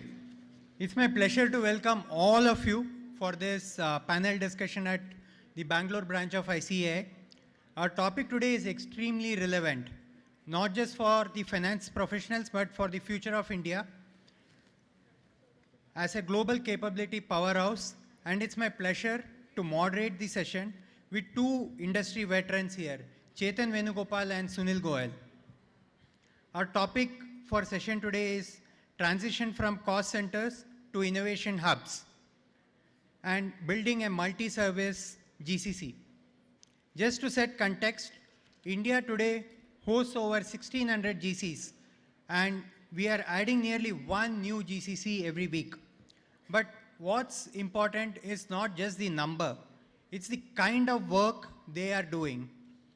A decade ago, the saying was move work to India to save costs. But today, the narrative has changed. It's, if you ask any CEO of a global enterprise, they would say, we had come to India for costs and we stayed for talent, but today we are investing for innovation. Our GCCs are no longer back offices. They are innovation engines, risk guardians, and insight factories. Within the four walls of GCCs today, we have data scientists working along with chartered accountants. We have engineers, cybersecurity teams, risk and compliance experts, and finance and accounting teams delivering predictive insights, not just reports. This shift from delivery to strategic partnership is the heart of our discussion today. And today's panel will help us decode three big questions according to me. How do GCCs transcend the traditional F&A and transactional core and become multi-service innovation hubs? How do we scale the controls, compliance, and risk governance while still enabling innovation at high speed? And last but not the least, how do we build talent and culture that supports this transition? We have with us today Chetan and Suhail, leaders who have built, scaled GCCs and are veterans in this space. Their insights will help us understand not just the what, but how. With that, let me invite our speakers to begin exploring this exciting journey from cost to capability, and ultimately from innovation to enterprise transformation. With that, may I now request Chetan to share his thoughts. Thank you.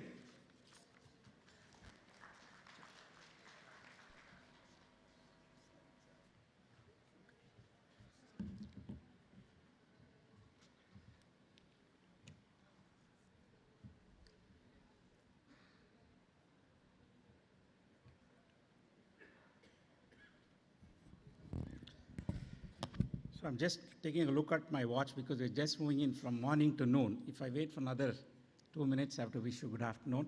Anyway, good morning, everybody. It's great to be here, and this is my second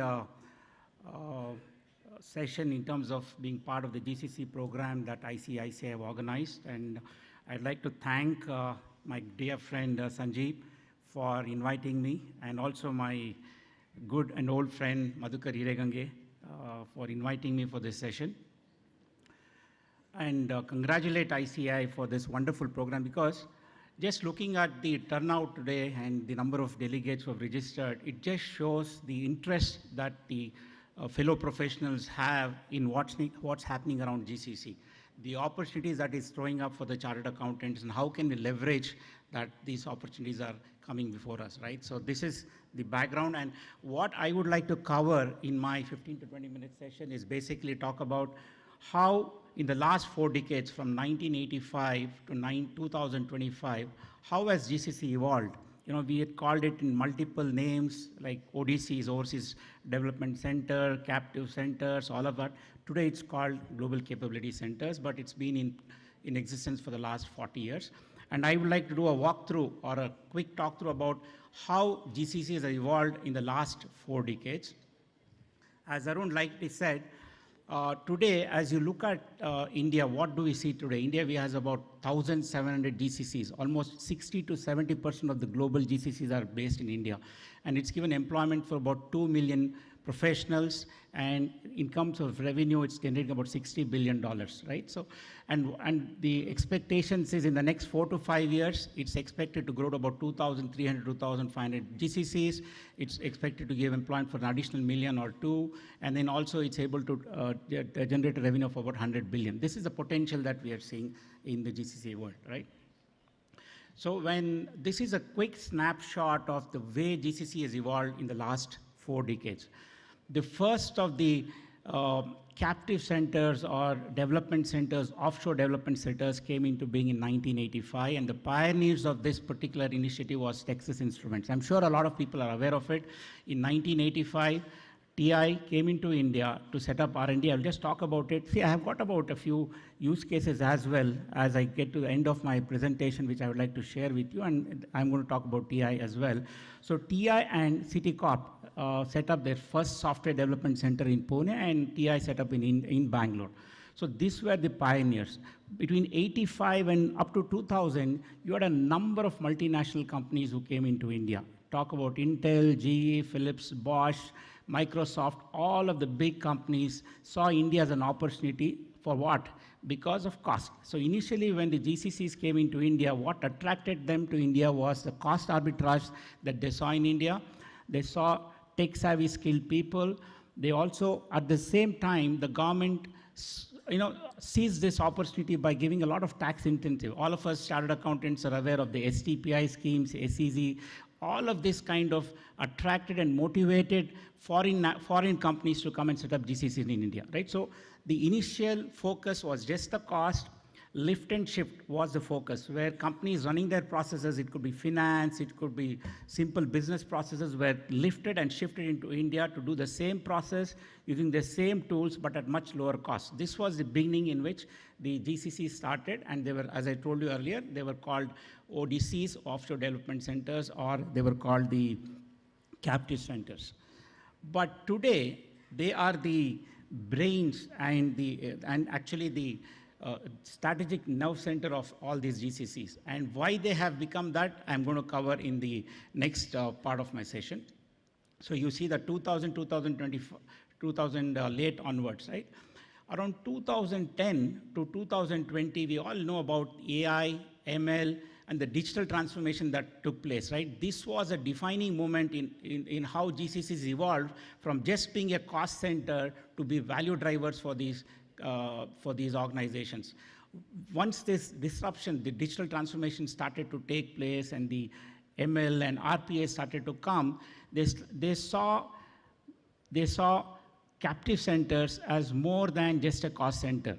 They realized that these centers, having built the trust, the good part of the GCC is, as Madhukar rightly said in the thing, it's about performance. What gets you more business is the performance. The initial performance of the GCC in terms of the way they delivered to the parent company, whether it was simple process, be it transaction processing, be it call center, be it application maintenance, testing, simple coding, they did this well.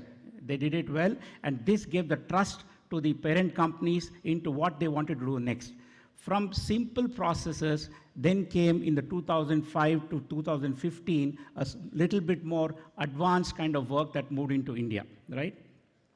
Now, this was the 2008 1985 to 2010, where I said it was more cost-driven, repetitive, rule-based, basic IT support, volume and efficiency.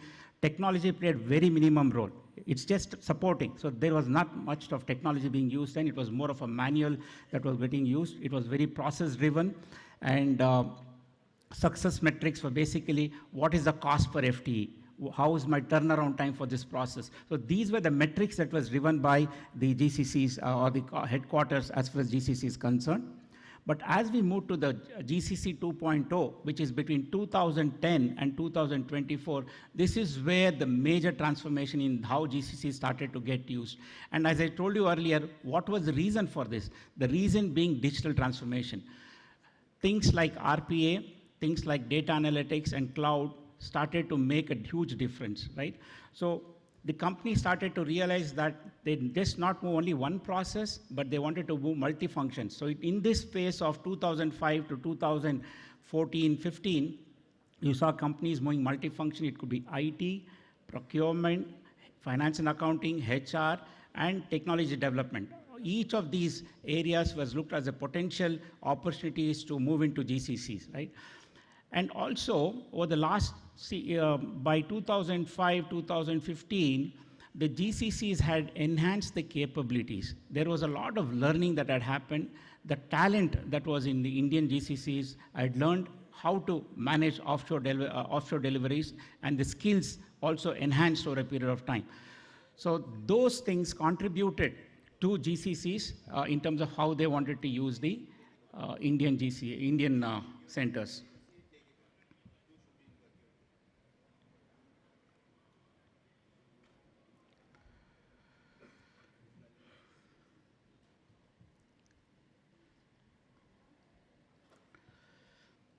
When you look at today, right? When you look at today all of us know how AI is transforming business processes, right? AI is now shaping the GCC, the way they operate. Now they are the heart of digital transformation. When AI, what can we do with AI, right? Right from intelligent process automation, right? Where AI is able to, with AI, you're able to automate a lot of business processes, thereby enhancing the speed, improving the accuracy, and also the quality, right? So AI is helping on that. From a technology and software development, AI is helping to speed up the product development. So today, as you're all aware, coding is done using AI. So what used to take months together to code, today the same thing can be done in weeks. So the companies used to outsource it to third-party service providers, and a lot of work was being done. But now the GCCs have realized that a lot of work can be done in-house, and they are using AI to be able to develop a lot of product development, platform innovation, analytics platform, which is being used for their global operations, right?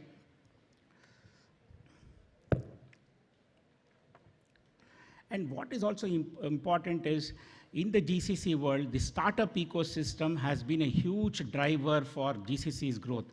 GCCs are usually very large organizations. They have rigidity and flexibility is very minimum. However, what they have done very smartly is they have leveraged and worked with startups. See, GCC bring the resources and the capability, but the startups bring the agility and innovation. So a lot of these GCCs have partnered with the startups to be able to develop products and platforms and go to market, right? And also, they have also leveraged the intellectual knowledge in various Indian education institutions like IITs. So GCs have leveraged startups as well as the education institutions. So what drove a shift in terms of GCC, right? When we talk, we began with cost as a driver for setting up, to innovation, where a lot of high-end technology work is getting done, where Indian centers are being seen as the nerve center for the global enterprises, where innovations are done, and leadership also is moving to India. See, one of the things that's happening in GCC is, in the past, a lot of instructions was taken from outside and executed in India. But today, the global leadership of these GCC companies are based in India. For example, the global head of engineering, global head of product, global head of data, all of them are being moved into India because the talent is here. right? So the maturity, what led to Indian GCC gaining so much value in the eyes of the global corporations, right? So basically, there are 4 factors which I have called out here. One is the maturity of the talent itself. Given the 2.5 to 3 decades of experience, the Indian talent matured from handling basic operations and transaction processing to actually product management, data science and analytics, design and customer experience, and global leadership, right? These were some of the drivers for shifting India from a cost to innovations. And also digital transformations brought along with it speed to market, innovation and quality and resilience. It also, and very important that we need to understand is what else is GCC doing? Because of its scale in which it is operating, any product these global companies want to bring into the market, GCCs are being used as a test bed. They're able to do prototypes quickly, they're able to test in the Indian environment and quickly roll out to global. See, these are great things that the Indian GCC is providing as a platform for the global organizations. Besides the digital transformation, what other things are basically the leadership? As I said earlier, the leaders across the board, across the functions are being moved into India in terms of strengthening the management skills and management capability simply because they see that India as a strategic driver for their global operations. And trust, and the whole thing is about how these companies, due to their performance over a period of time, they've been able to build the trust of the headquarters in whichever headquarters of these MNCs. So today, Indian GCC leaders are beginning to have a voice on the table, right? You can see the shift. You are doing back office. Today, Indian leaders from GCC are sitting on the board of the global corporations, actually from a planning stage, design stage. So this is a huge transformation that we have seen as to how Indian GCCs have contributed to the global organization. Now, if you look at these things, what is a cost center and what is a innovation hub? These are some 4 or 5 aspects that I've tried to bring it to your notice, which I'm sure you're all aware of. Cost center basically focuses on doing cheaper, whereas innovation hubs, they try to find means to do something differently, something new. So that's a major thing. And in terms of cost centers, you're doing routine work, transactional in nature, whereas in a innovation hub, you're doing experiments. You're exploring things and creating something new. Autonomy is, as I said earlier, the entire decision-making, entire thing was lying outside India. The headquarters used to direct the GCC in India to do what they need to do. But today, it's completely changed. A lot of decisions today is getting done in Indian GCCs because the leadership is moving into India, right? Metrics, previously, they used to measure what is the FTE, what is the cost per employee, what is the volumes of productivity, how many invoices were you processing. So these were the basic metrics that was being done. But today, what are they looking at? How is GCC contributing to improve my revenue as a global organization? How is it helping me to improve the customer experience globally, right? How is it helping me to bring my products quicker into the market? So automation and productivity. So it's a huge transformation that has happened and is continuing to happen because of AI, right? So these are some of the things I believe has resulted in actually the way the character of the GCC has evolved in the last 4 decades. And Indian GCCs are now monitored and measured in terms of what is the outcome that they can produce to the global companies, right? So I discussed all of that. Given about another 5-7 minutes, I would like to quickly take you through some of the well-known use cases. You may be aware of that, but I thought it's a good opportunity to showcase some of the leading multinationals who have come to India and made India their global hub, right? So let's talk about Bosch. Bosch came into India in the 1990s. They are located in Bangalore. And what do they do in India? They have R&D facility. We're all aware Bosch has a huge facility in Bidadi and some of the other places. And they do R&D here, right? So they moved, look at the way, it's not just cost, they're doing R&D, they're doing engineering services, AI-driven automotive solutions. They have about 31,500 employees with almost 18,000 of them coming in from engineering background, and they've already invested about 2 billion euros, right? And they have developed capabilities around R&D, and from the cost perspective, they have saved about 40 to 50%. See, given the Indian cost arbitrage, generally it is believed that the foreign companies, from a labor standpoint or a cost standpoint, they can easily achieve a 30 to 40% gains. And also, they have utilized the Indian STEM category, the engineering graduates, and they have leveraged the talent pool in tech, and they've done. And also very important, as you can see, the lessons learned is Bosch, though it's such a large organization, they have not ceased from engaging with startups in India, because the startups in India bring a lot of agility and innovation to the table, and they've entered into partnerships with many of the startups by funding them and working with them and being able to create products within India, right? SAP Lab is another German company. They are present in Bangalore, Pune, and Gurgaon, and they are using Indian GCCs for software development, AI, ML, ERP solutions, and a team of about 14,000 employees. And like every other GCC, cost optimization has been a huge driver, and they've used cloud-first strategy and local R&D. Some of the other German companies are Siemens. Again, Siemens, based in Bangalore and Pune, they have used Indian GCCs for industrial automation and smart infrastructure, and also AI-driven manufacturing solutions. They have a team of almost 12,000 employees in India with about $1 billion investment.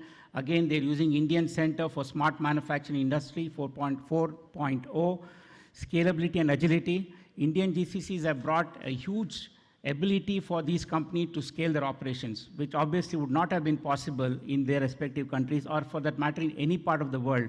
The scale that India as a country can offer is unmatched. And they've also collaborated with institutes such as IITs and NASSCOMs to be able to take advantage of the knowledge that they bring to the table. And same thing with BMW. They've leveraged their Chennai and Pune offices to help them in their engineering services, in AI-powered automotive solutions. They've also saved quite a bit in terms of cost, almost 40 to 50%. And they've also worked with Indian startups, right? So this is about the German companies. And I quickly want to walk you through the UK MNCs, basically Rolls-Royce. They have their GCC in Bangalore. And what do they do here? They do the maintenance, repair, and overall facility. They have a facility out here. They do a lot of digital engineering and also advanced R&D capabilities they have built. And they have a team of almost 3,000 engineers. And Vodafone is also having their GCC in India and Pune. I remember in the 2000 when they set up in Pune, that was more focused on business process, finance, accounting, HR, but they evolved into develop for technology as well. So today they're able to use their GCCs for telecom engineering, network planning, operational efficiency is improved significantly. So these are some of the things Vodafone has been able to leverage from the Indian GCCs. From a banking perspective, HSBC and Standard Chartered both have set up their GCCs, one in Bangalore. HSBC has set it up in Bangalore, and Standard Chartered in Chennai and Bangalore.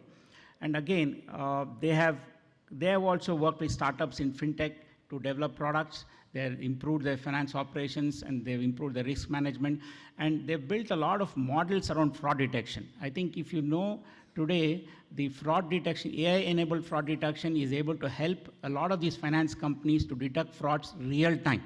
So it's not like you're realizing something has wrong gone with your financial operations much later, but they're actually able to, using their AI-enabled financial models, to be able to spot and detect the errors the frauds that have taken place in real-time basis.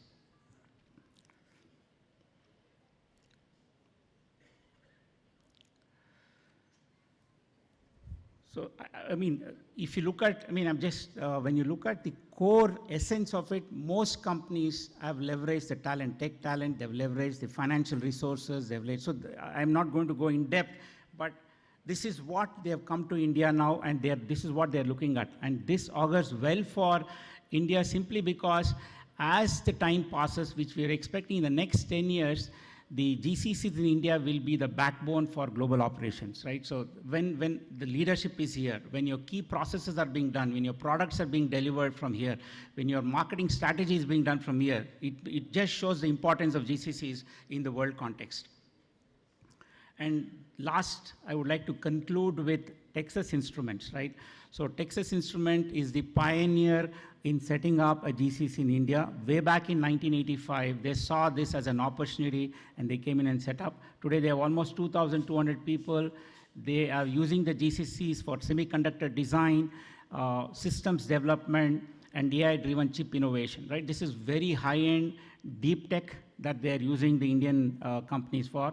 And it also just reflects on the capabilities of Indian talent for the foreign companies to trust the Indian GCCs. So coming last, I would say this is the last part of the presentation with South Korean companies. All of us are very familiar with these names, Samsung, Hyundai. They have set up, for example, Samsung has set up their operations in Bangalore with an R&D presence in Noida and Delhi. And also they have used their centers for consumer electronics engineering and semiconductor design. They have a team of almost 6,000 people, and they've made an investment of almost $1 billion so far. And so is Hyundai, right? Hyundai, like other car manufacturers from Germany, be it BMW, they have leveraged the Indian GCCs for their deep tech and high tech solutions, supply chain optimization, all of this. So with this, I would like to conclude my session. Of course, we have a short Q&A session where Mr. Arun will be posing certain questions to us. But if there's anything that we have a 5-10 minutes interactive session, happy to answer the question. Thank you.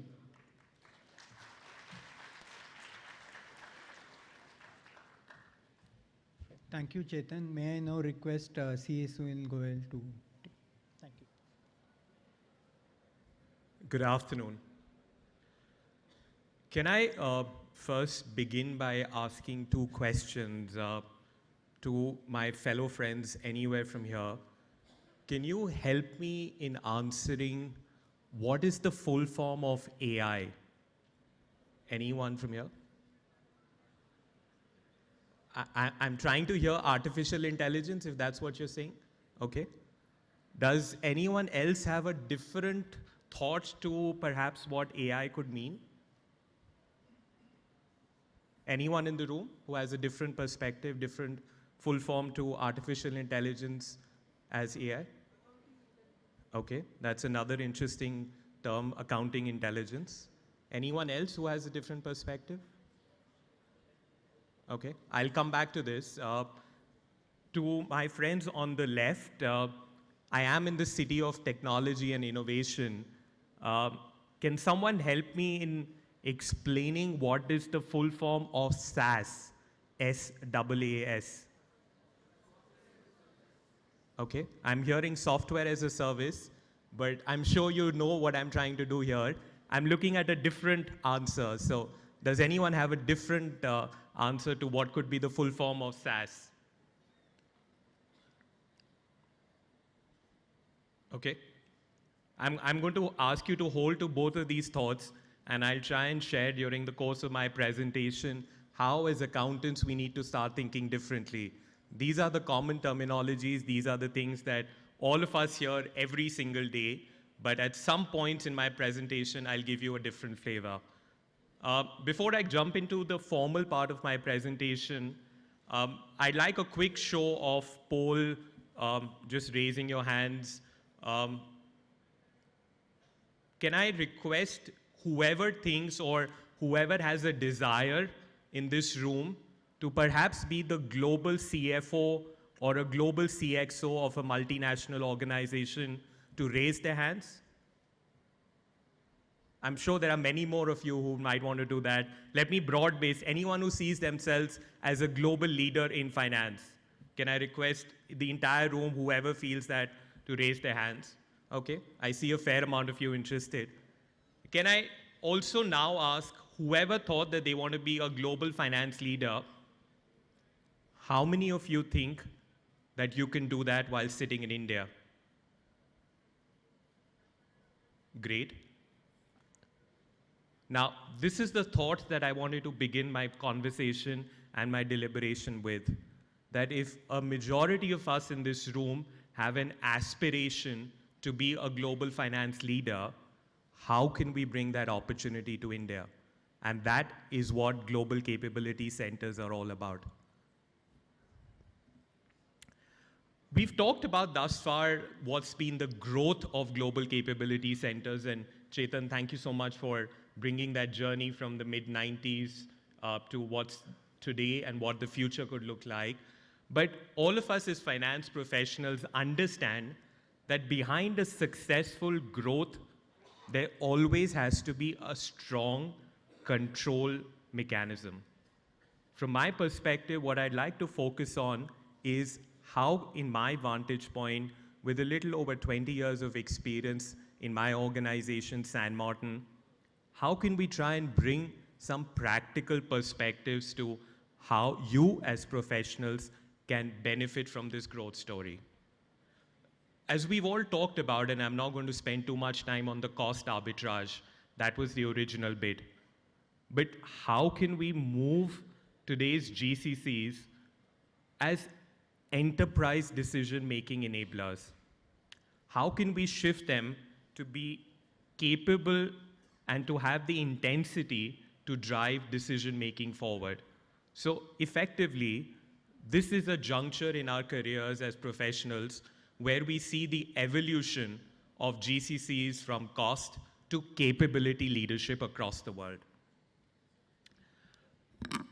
I do want to spend a couple of minutes on this particular concept, and if my friends in the room can take away the ethos, then if you're able to take away this message, the whole premise of what we are going to be discussing today and tomorrow will be beautifully summarized when I did my research about this concept of digital twin. What it really means is, back in the day, India was being treated as a back office, as something which is only driving the arbitrage of cost. Now, as technology has changed, the opportunities have improved, and then finally the kind of knowledge that all of us as professionals have, the world is looking at India, the GCC established in India, as a digital twin of the global enterprise. And what I mean is, you're using the India Center or the offshore center to replicate some of the critical enterprise functions.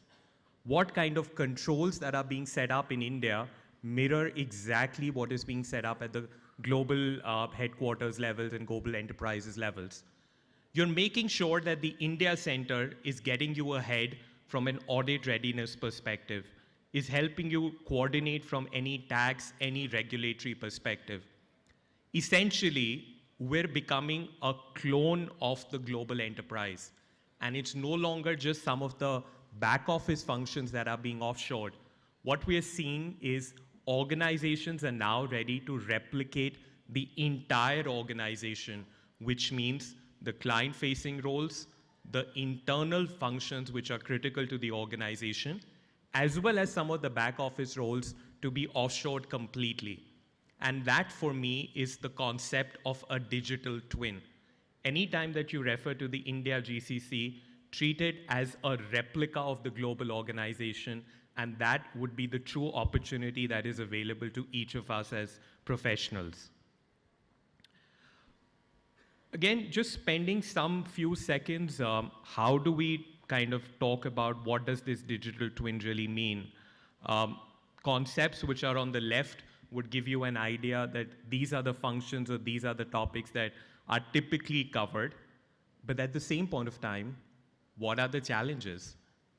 All of us in this room understand the concept of GCCs, the opportunities of GCCs, but a lot of us struggle to understand what could be the potential pitfalls, what could be the challenges that we need to overcome. I think the most important thing that we've seen in our experience is how do we move from pilot projects, pilot teams, to scalable and measurable outcomes. A lot of times as professionals, we're not able to demonstrate the value of what this digital twin in India brings to the global enterprise. Another thing that I'll talk about later is, as finance professionals, we all love numbers. But are we able to quantify those numbers when we are presenting an opportunity before the global leadership team, the decision makers, and therefore are we able to create that narrative of how the India Center becomes operationally effective? And then finally, we've talked about this earlier, discipline in performance, discipline in controls, discipline in terms of the compliance side. I think those are some of the three key challenges for all of us to look at. Now, when I also look back, anytime that we've had conversations, when we've had conversations with professional service firms who are looking to set up in India, or we've had conversations with enterprises who are looking to set up in India, we always get to ask, or rather we get to answer, what would be the 4 things that we need to focus on? As finance professionals in this room, I think the first and the most fundamental thing that all of us have to ensure is the data governance. By that, it just simply means that anything that you're processing, is that data validated? Is that data complete? Is that data accurate? Which means, in a very simple way, if we're not reliant and we're not confident of what the data is being provided to the GCC, then automatically it's going to be a garbage in, garbage out kind of situation. And that becomes the key and the most important pillar to ensure the data integrity, the place at which it's being consolidated. If you're working with a multinational, they'll have multiple offices, they'll have multiple countries, and therefore the ERP or whatever accounting package that they're using, what is the data governance process? Second, and obviously, not going to go deeper into this, but AI-ready talent. And here I do want to unlock when I asked everyone, and I got 2 different answers, artificial intelligence or accounting intelligence. I do want to bring in what my perspective is. As soon as we all talk about AI as artificial intelligence, we're not really sure what is the outcome. But I want to ask you to think about AI as augmenting intelligence. And I'm going to repeat, treat AI as augmenting intelligence. As soon as you as finance professionals start thinking about AI as helping fellow finance professionals, decision makers, CXOs, or anyone who's looking at the finance or any of the other roles, and you're able to take a better, faster, and a more reliable decision, then the role of the GCC in India has already been accomplished. It's helping you augment the decision making, augment the intelligence that you already have. The third pillar is obviously governance maturity.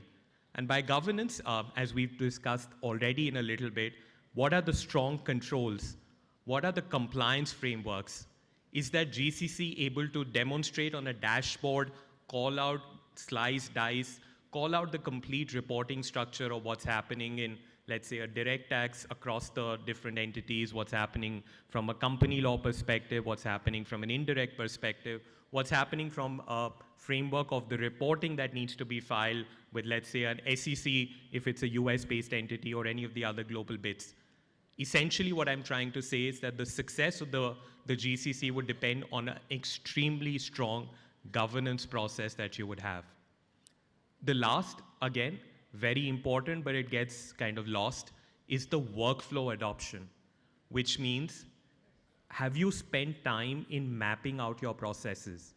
Have you spent time in understanding where does the data start, where is it collated, where could there be bottlenecks, and then finally, if that's supposed to be offshored, what would be the process that it will be used to offshore? Again, very simple example. If there are new invoices that have come into the global AP package, how will the India team get to know that there is a new amount of work that they need to process? Is there a clear workflow? Once the work has been finished, what would be the review mechanism?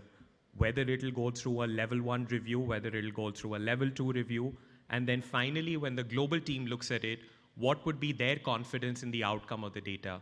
So from my perspective, these would be the 4 important pillars of enabling and what could be the success of any GCC as we move forward. Now, let's imagine a scenario where you've created the strong pillars, you've got all the basics in place. Now, you have a conversation with the team overseas, and you try and identify where do we start? And that becomes a very important question. All of us in this room understand what is it that we need to do, but a lot of us don't understand where we need to start. And from our experience, what we've seen, and based on several research areas, adjacent F&A functions immediately bring quick wins. And by adjacent F&A functions, what I'm trying to say is, don't aim for the stars from the beginning. Don't look at the most complex areas of the enterprise to be offshored from day zero. Look at things which are more transactional in nature. Look at things which will enable the organization to close their books quicker, faster by repetitive nature of work. It could be accounts payable, it could be accounts receivable, enabled through technology. It could be work processes which need to be standardized and processes need to be mapped out. You could start from there. Or you could even start from just creating the right SOPs across the organization. And for me, as soon as you identify what are the low-hanging fruit, what are the most important pain points of the organization, and if you're able to demonstrate in a 3 to 6 months period that yes, successfully the Global Capability Center is able to solve those pains, then automatically you get a stronger buy-in from the leadership. You need to create those first few champions which will ensure that the offshoring becomes a success. Make no mistake, there will be challenges. There is no denying the fact that any time that you're offshoring work to a different continent, to a different country, to a different culture, that there will not be challenges. But then what becomes important is your role in identifying from where you start. The last thing on this slide that I do want to call out is make sure that you have a clear roadmap. A lot of times where we struggle is that we have a 3-year, 4-year, 5-year vision that we'll bring X million dollars of saving, we'll be able to do this at this particular scale. But what we're not able to solve and what we're not able to present is a very clear 90, 120, 180 days program, which means what will we do in the first 3 to 6 months?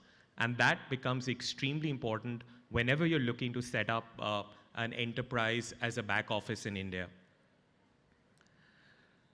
Some examples, from my perspective, these are just some examples that we could research on. Typically what we see in GCCs when they set up a center in India. Audit PBC, PBC for anyone in the room who's looking for the full form, would be performed by client, which means any of those paperworks which as auditors are likely to be required at the year end, how can we start getting ahead of the curve? How can we start getting those lease agreements? How can we start getting those contracts in place? How can we have the minutes and the board minutes collated, summarized, available? How can we have lease schedules to working papers being available? All of these things are repetitive, all of these things are essential, and therefore the audit PBC support becomes one of the quickest offshoring opportunities. Another high volume work is onboarding and sort of KYC of any vendors, of any employees, of anyone who's an external. And especially if you're working in, as Chetan was talking about, some of the more regulated sectors, a back office of a bank, a back office of a fintech setup. A lot of these organizations have very, very stringent KYC, anti-money laundering and other support, which can be easily considered as pilot phases to be offshored. From a tax perspective, don't start with the most complicated transfer pricing issue. Don't start with something which is litigious, but perhaps start with something which is just collating the compliance status across all group entities. Can you be that back office team to collate that data, make sure that that's available as a dashboard, make sure that you're understanding the reporting frequencies of those tax, and then gradually move up in the value chain of what you're delivering. And then finally, a fairly simple document control hub. As any organization, and especially the larger organizations, they have a plethora of data, and data is not always organized. With all the technology and the AI capabilities that we now have, and again, sitting in the city of innovation, can you help them in collating the data more appropriately, more systematically, and from a perspective that can be used across departments? So from my perspective, these were 4 examples which are not extremely complicated, but then these would be the success pillars for the first 3 to 6 months before you go in deeper into more complex roles. One of the other things which I look at is once you've gone deep into the organization, which means you've gone through the maturity curve, you've gone through the first 6 months to 1 year, you've got the depth of experience. How do we grow this setup? And that's where you need to go wide. And as soon as you start thinking about going wide in an organization, you need to convert the GCC to a platform which is integrating different functions of the organizations, which is enabling the discipline that is required when data comes in, a platform which evidences and artifacts the controls, which means clearly that every facet of what the GCC is delivering is measurable, can be audited, can be tracked, and can be kept for posterity for review purposes. Anytime that you're working and operating on a platform, you'll always have queries. And when you start thinking about query management, imagine yourself sitting in Bangalore in an India time zone and you get a query from someone who's 12 and a half hours behind you. You're not always going to be available to talk on a Microsoft Teams or a Zoom environment. And therefore, what kind of query management system do you have in place? And then moving to the 2 other bits when we call about the platform is what role each player has in this journey. What is the role of the onshore team? What is the role of the global headquarters? What is the role of the GCC? Who's playing the role of the reviewer? Who's playing the role of the preparer? Who's playing the role of the record keeper? And then finally, who's going to be answerable to any of the bits which will be queried upon at the end? And therefore, anytime that you're setting up this, you do need to ensure that you're documenting the very obvious things. A lot of times as professionals, we just assume that if we've made some audit adjustment entries or we've made some year-end adjustments, the person on the other side will automatically understand that. I think that's a classic mistake that we've seen in our experience, that as accountants, we don't always clearly define and document what the narrative is, which means make sure that if you're making some changes, whether onshore, whether offshore, those are being documented properly. Those are quick notes which are available. And that will help time, not just today, but when you look back at it the next quarter or you look back at it the next year, at that point of time, some of these efficiencies will only multiply. I'm going to now bring to that question when I asked you SaaS. A lot of the people in the room said software as a service. Can I request each one of you to think from a different perspective? If you're enabling all of this, can you bring service as a software? That's the thought that I wanted people to leave with on this particular bit. You've got a great platform, you standardize things, you've got the right controls, you've got the right review notes, and therefore, why do we look at software as a service? Why can't we look at service as a software, which is a more innovative way of looking about the future in these GCCs? Moving forward, again, we might create the most beautiful structure. We might have the most beautiful pilot phase, success phase. We've cleared, as we're talking in the cricket terminologies, we've had the greatest power play. But now, how do we ensure that we continue? Some of these controls, and a lot of times when we speak with CFOs, when we speak with people on the other side, they want to understand controls. And again, I'm equally responsible. We try and come up with the most complex controls at the time. We try and look at the most complicated ways of looking at the simple solution. And therefore, why I've called these as the MVCs, the minimal viable controls. These are the basic things that you need to have in place anytime that you want to be successful in your role as a doer, as a reviewer, as a leader, as anyone who's working in a global capability center. And again, I don't want to go into each point. Most of these are self-explanatory, but what my message from this slide is, don't overcomplicate controls. Make sure that the controls are simple enough to be implemented. Make sure the controls are repetitive in nature, and make sure the controls last the entire life cycle. Finally, how do we ensure that we're able to market ourselves, and by market ourselves, I mean, how do we ensure that the success of a global capability centers is tracked, is communicated, and the narrative is clearly done? Some of these are common matrices that we've looked at and what we've seen globally as driving success. What is the cycle time compression? Simply means how much quicker are we able to do the monthly closing, yearly closing, quarterly closing, whatever function that you're offshoring, how much quicker can we do it? What is the rework percentage? Again, none of us would like that if we've done the work, then a majority of it is reworked overseas. A good percentage is typically less than 5% for it to be reworked, and that also is more relevant in the beginning. As you strive to grow and achieve perfection, the rework percentage simply needs to go down. Touchless processing, again, AI, whether you call it artificial intelligence, accounting intelligence, augmenting intelligence, whatever terminology that we want to use is AI. I think what becomes important is how much percentage of the repetitive work is gradually being done through technology. There's a term that we see very often in all of our contracts, productivity pass back. If the same work was being done by 50 people in the current year, would you be able to do that work with 40 people next year? Or would you be able to do 120% of the work with the same number of people?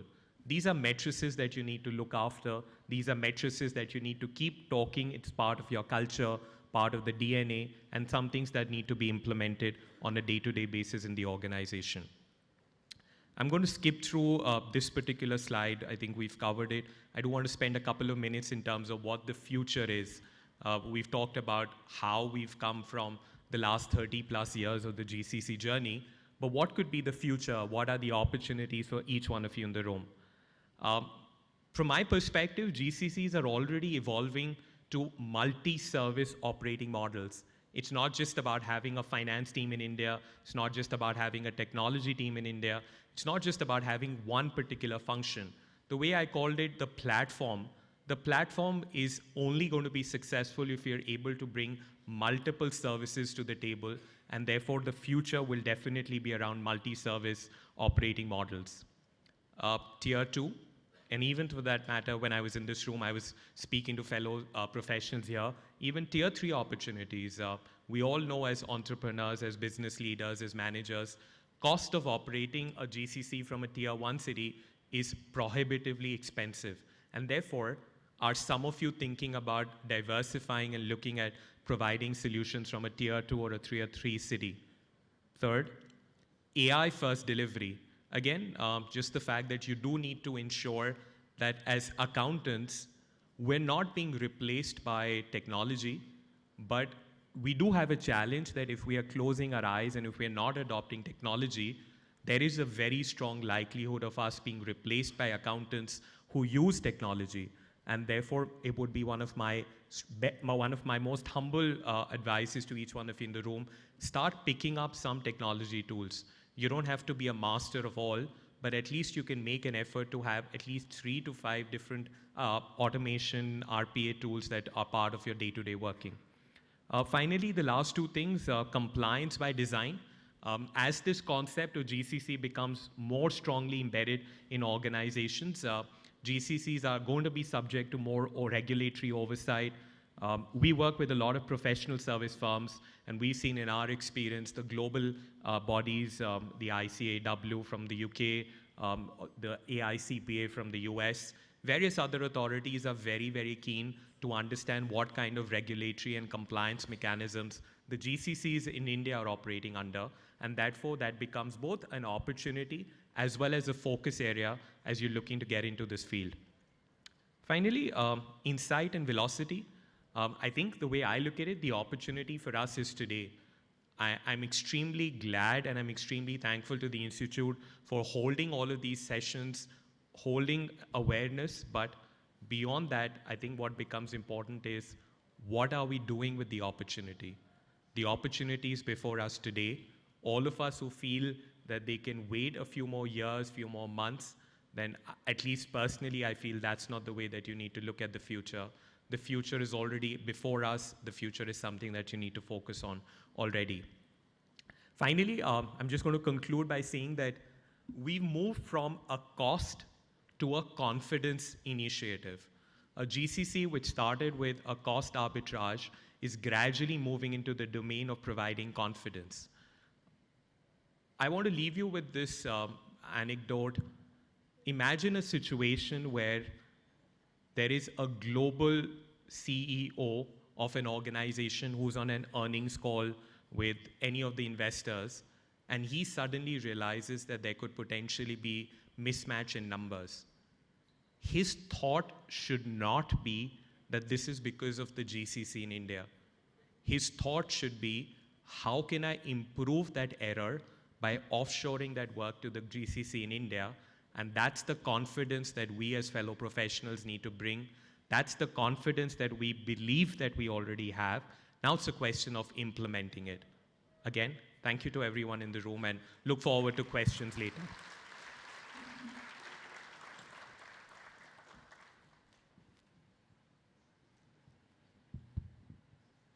Thank you. Thank you, Chetan. Thank you, Suhail. Probably I can, we'll just ask one question and then open up to the audience if we have any questions. This to both of you, Chetan, Suhail. Both of you have been veterans in this space and have successfully set up, scaled, managed GCCs. Today in the audience, we have a large number who are members of the Institute as well as students of the Institute, who are keen to know the opportunities that this GCC sector or space can offer. How and where can they start their journeys, and what has been your experience in successfully setting up, scaling up ventures here? So probably each of you can talk about it. Chetan.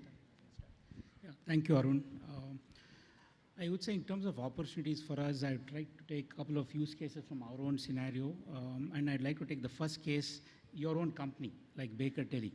So Pyrian today has built a capability, just not handling a particular transaction or a particular process, but an end-to-end. For example, your Baker Tilly, which Moss Adams and Baker Tilly merged.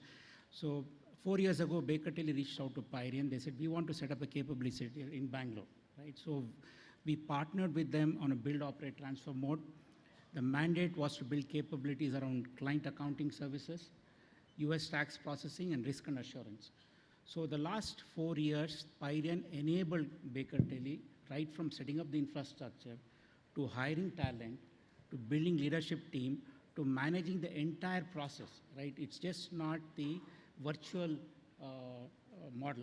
We actually took ownership of understanding the processes, mapping those processes, executing processes in each of these lines, and delivering it over a period of time, and then handing over a fully ready organization to Baker Tilly. So we have been doing many such things. The one we are doing for a very large e-commerce with a top line of about 3 to 4 billion, where entire procure to pay, order to cash, record to report, FP&A, and compliance is all handled. So this is the full spectrum. As a chartered accountant, you are able to build the competencies and capabilities and deliver. But to start with, there are a lot of youngsters who would like to understand what are their opportunities, right? I would say that you should look at it like any other client, right? What is GCC? They're basically companies which are captive centers for the multinational companies. And over a period of time, because of the capability and capacity, they could also provide services to a third party. But essentially, it's a captive. So like every company, they will need a need for internal audits. They will have a need for risk assessment. They will have a need for fixed asset management. They will need help on month close process. So there are multiple things that typically what a chartered accountant can offer as a service. He can actually connect with the GCCs and reach out and be able to provide very close support. One good thing about GCC is that you can build very long-term relationships with them. Once they're happy with your performance, once they are thing, and they're also much better paymasters than you typically find Indian companies, right? So this is broadly, I would say that what GCCs as a client can offer young chartered accountants. Thank you, Chetan. I'll just pivot slightly differently to give a different perspective.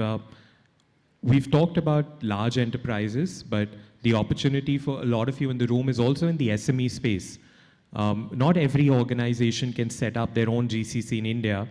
Can you effectively be their GCC? And that's the model that San Martin, we've been operating for 20 plus years, where we go and talk to fellow professional firms, we talk to mid-size organizations, and to every one of you in the room, you can leverage several opportunities beyond the most obvious ones, which is typically the US and UK or some of the more English-speaking countries. There are a number of opportunities which come from places like Canada. There are a number of opportunities that are evolving and coming in from Australia. I was extremely happy to hear from the Institute that these are two countries that are being focused on in terms of technical skills, in terms of programs. So that would be one of my advices, that you can broad-based your focus and not just look at where everyone is focusing. The second thing that I want to focus on is, as we're looking at opportunities externally, there's also an evolving opportunity, which is, can you service GCCs in India itself? When I'm privileged to be part of the regional council on NASSCOM, when we sit down as a leadership group in NASSCOM, I'm extremely surprised and pleasantly happy to note that there are opportunities which some of the larger GCCs are offering to Indian professionals in India itself. You don't always need to go to the global enterprise to look at opportunities. The scale and size of some of these GCCs in India has become so large that they need talent even externally in India. So that would be a second opportunity that one could look at. I do have some other thoughts, but I do want to keep the floor open in the interest of time, Arun. Thank you. Probably we can open up if there are any questions in the interest of time. Yeah. Probably we can take 2 questions. Hello, my name is Arun. I'm a practicing chartered accountant who comes from a GCC. We call it Gulf Corporations Council. And first when I heard its name, I thought it was something related to that. But we also are trying to set up a GCC in India for our practice. And my question is around focus. Is that when we set up these global capability centers, is the focus only to serve the parent entity, or can it also be for it to serve the local market where the GCC is set up? And will this cause hindrances or problems to the entities that are set up here as a GCC? How does this GCC work? Are they razor focused on only serving the parent entity, or do they diversify and get into other areas? Thank you. See, I can take the example of Genpact, right? It's a perfect example of a GCC, which started off about 25 years ago, which was set up primarily for G as a group. You know, they moved their finance, accounting, and all their business processes to India.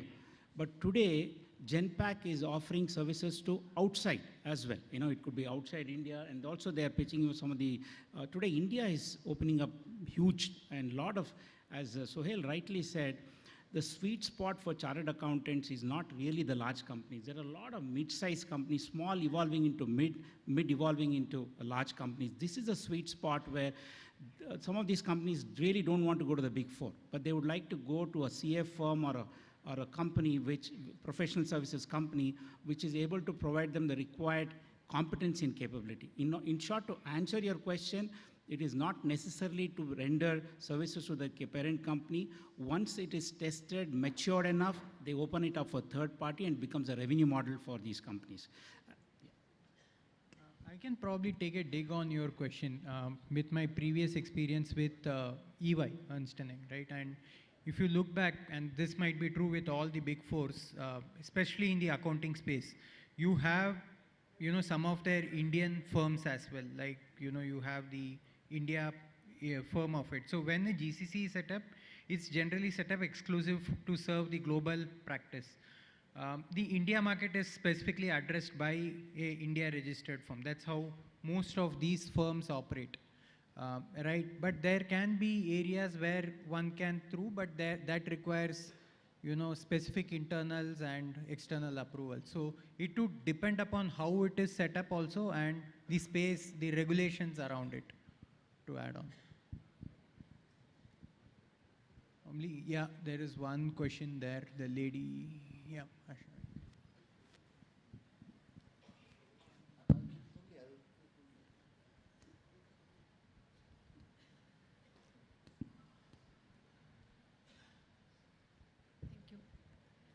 It's an excellent moderation. Thank you for it. I know you mentioned about Big Four, so I don't want to introduce that I'm from Big Four, but one question, right, for more benefit of everyone here. As the GCCs are set up, how do you see that they have to establish ways of working, like time zone, right, saying no, having those boundaries for the well-being of people in the organization? Very keen to kind of learn your thoughts on how do you manage that. You want anybody?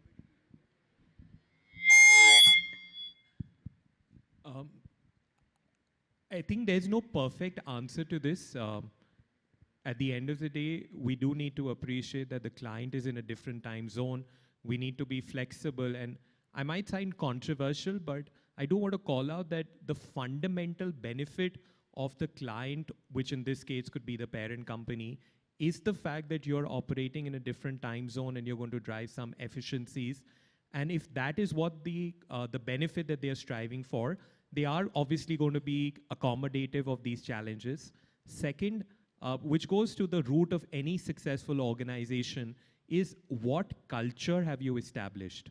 Which means some of our clients don't refer to their team in my office as India team or an offshore team. They just simply refer to it as our team sitting in your office. So if the culture is that you're treating the offshore team as an extension, then you're going to be respectful of the boundaries, you're going to be respectful of what time zone challenges are, you're going to be respectful about festivals and what could be sensitive to the other side. And that goes very, very essential. And I was talking about right in the beginning, how do you set up the GCC? What are some of the success criteria that you looked at? If you're only looking at cost as the success criteria, then yes, what you said is absolutely correct. There will be challenges, but if you're looking at a more long-term benefit, then every person in that organization will respect, and therefore culture is essentially what I would answer that question with. Thank you. I have been said we are about time, so I'll probably quickly conclude if it is fine. And we can obviously catch up, during the rest of the day.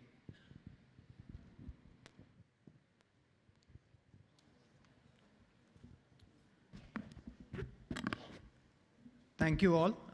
Thank you to both our speakers for an enriching knowledge session. Let me summarize quickly, in terms of what we discussed and what are the key takeaways.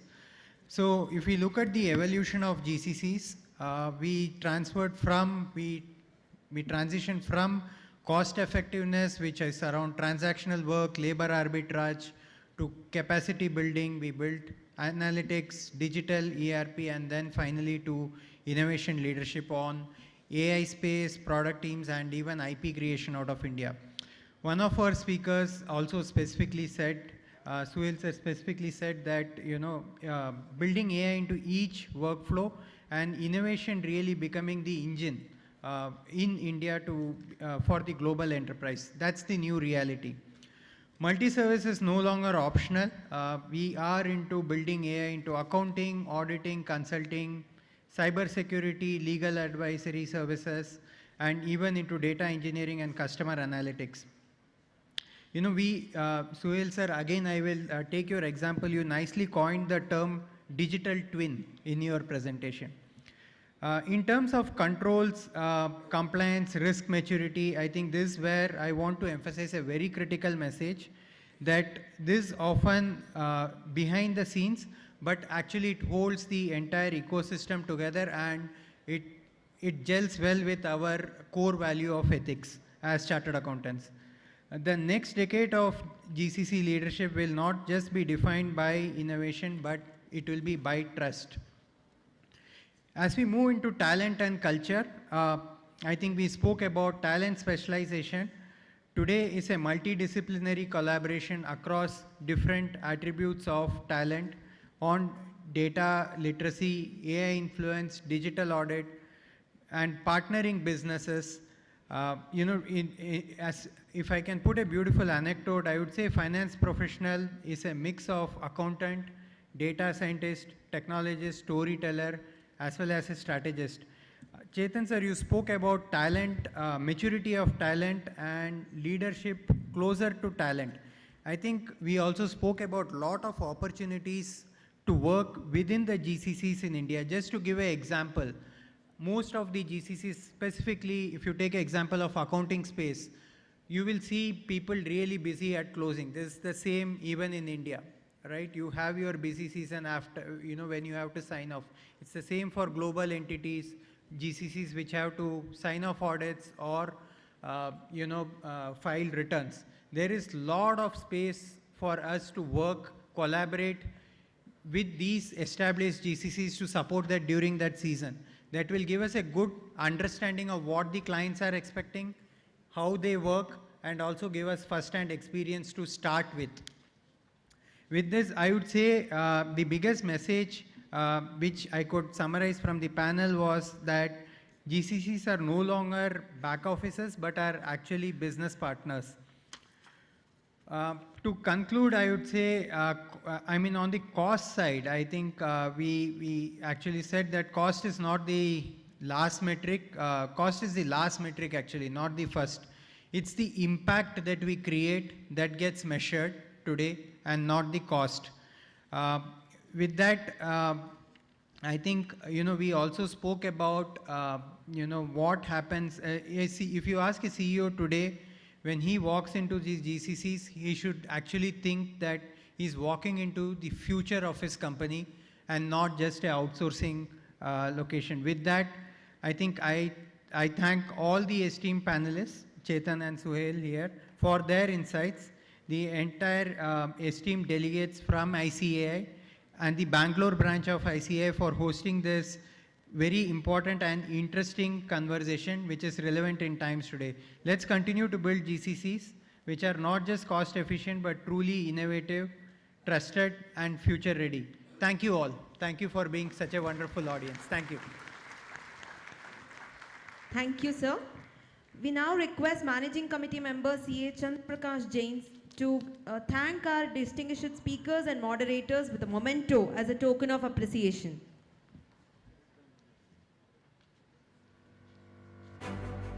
Let's give them a big round of applause.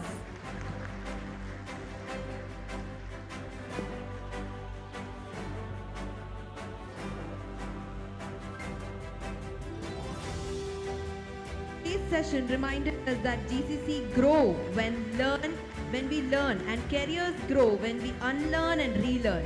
On behalf of Bangalore branch of ICI, we express our heartfelt gratitude to our session speakers for sharing the insightful perspectives and also to our session moderators. Thank you, sirs.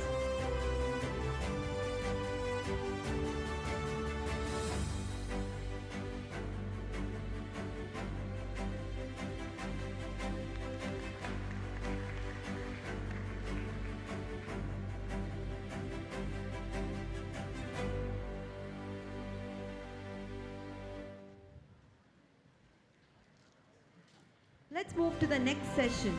From finance to cybersecurity, from automation to analytics, from product engineering to AI transformation, GCCs today hold the steering wheel of global operations.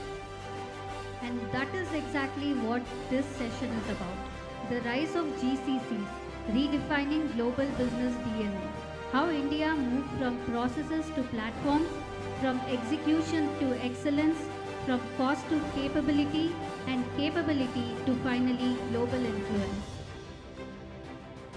To take us on the journey, we have CA Abhay, Chartered Deputy Governor of the group, Mr. Giridhar Rajagopal, and CA Shreyas Kumar. May I now request Managing Committee member CA Sri Raksha to escort the session speakers and moderators onto the dais and present them a book and a life plan symbolizing the growth and sustainability to the speakers of the session and moderator of the session.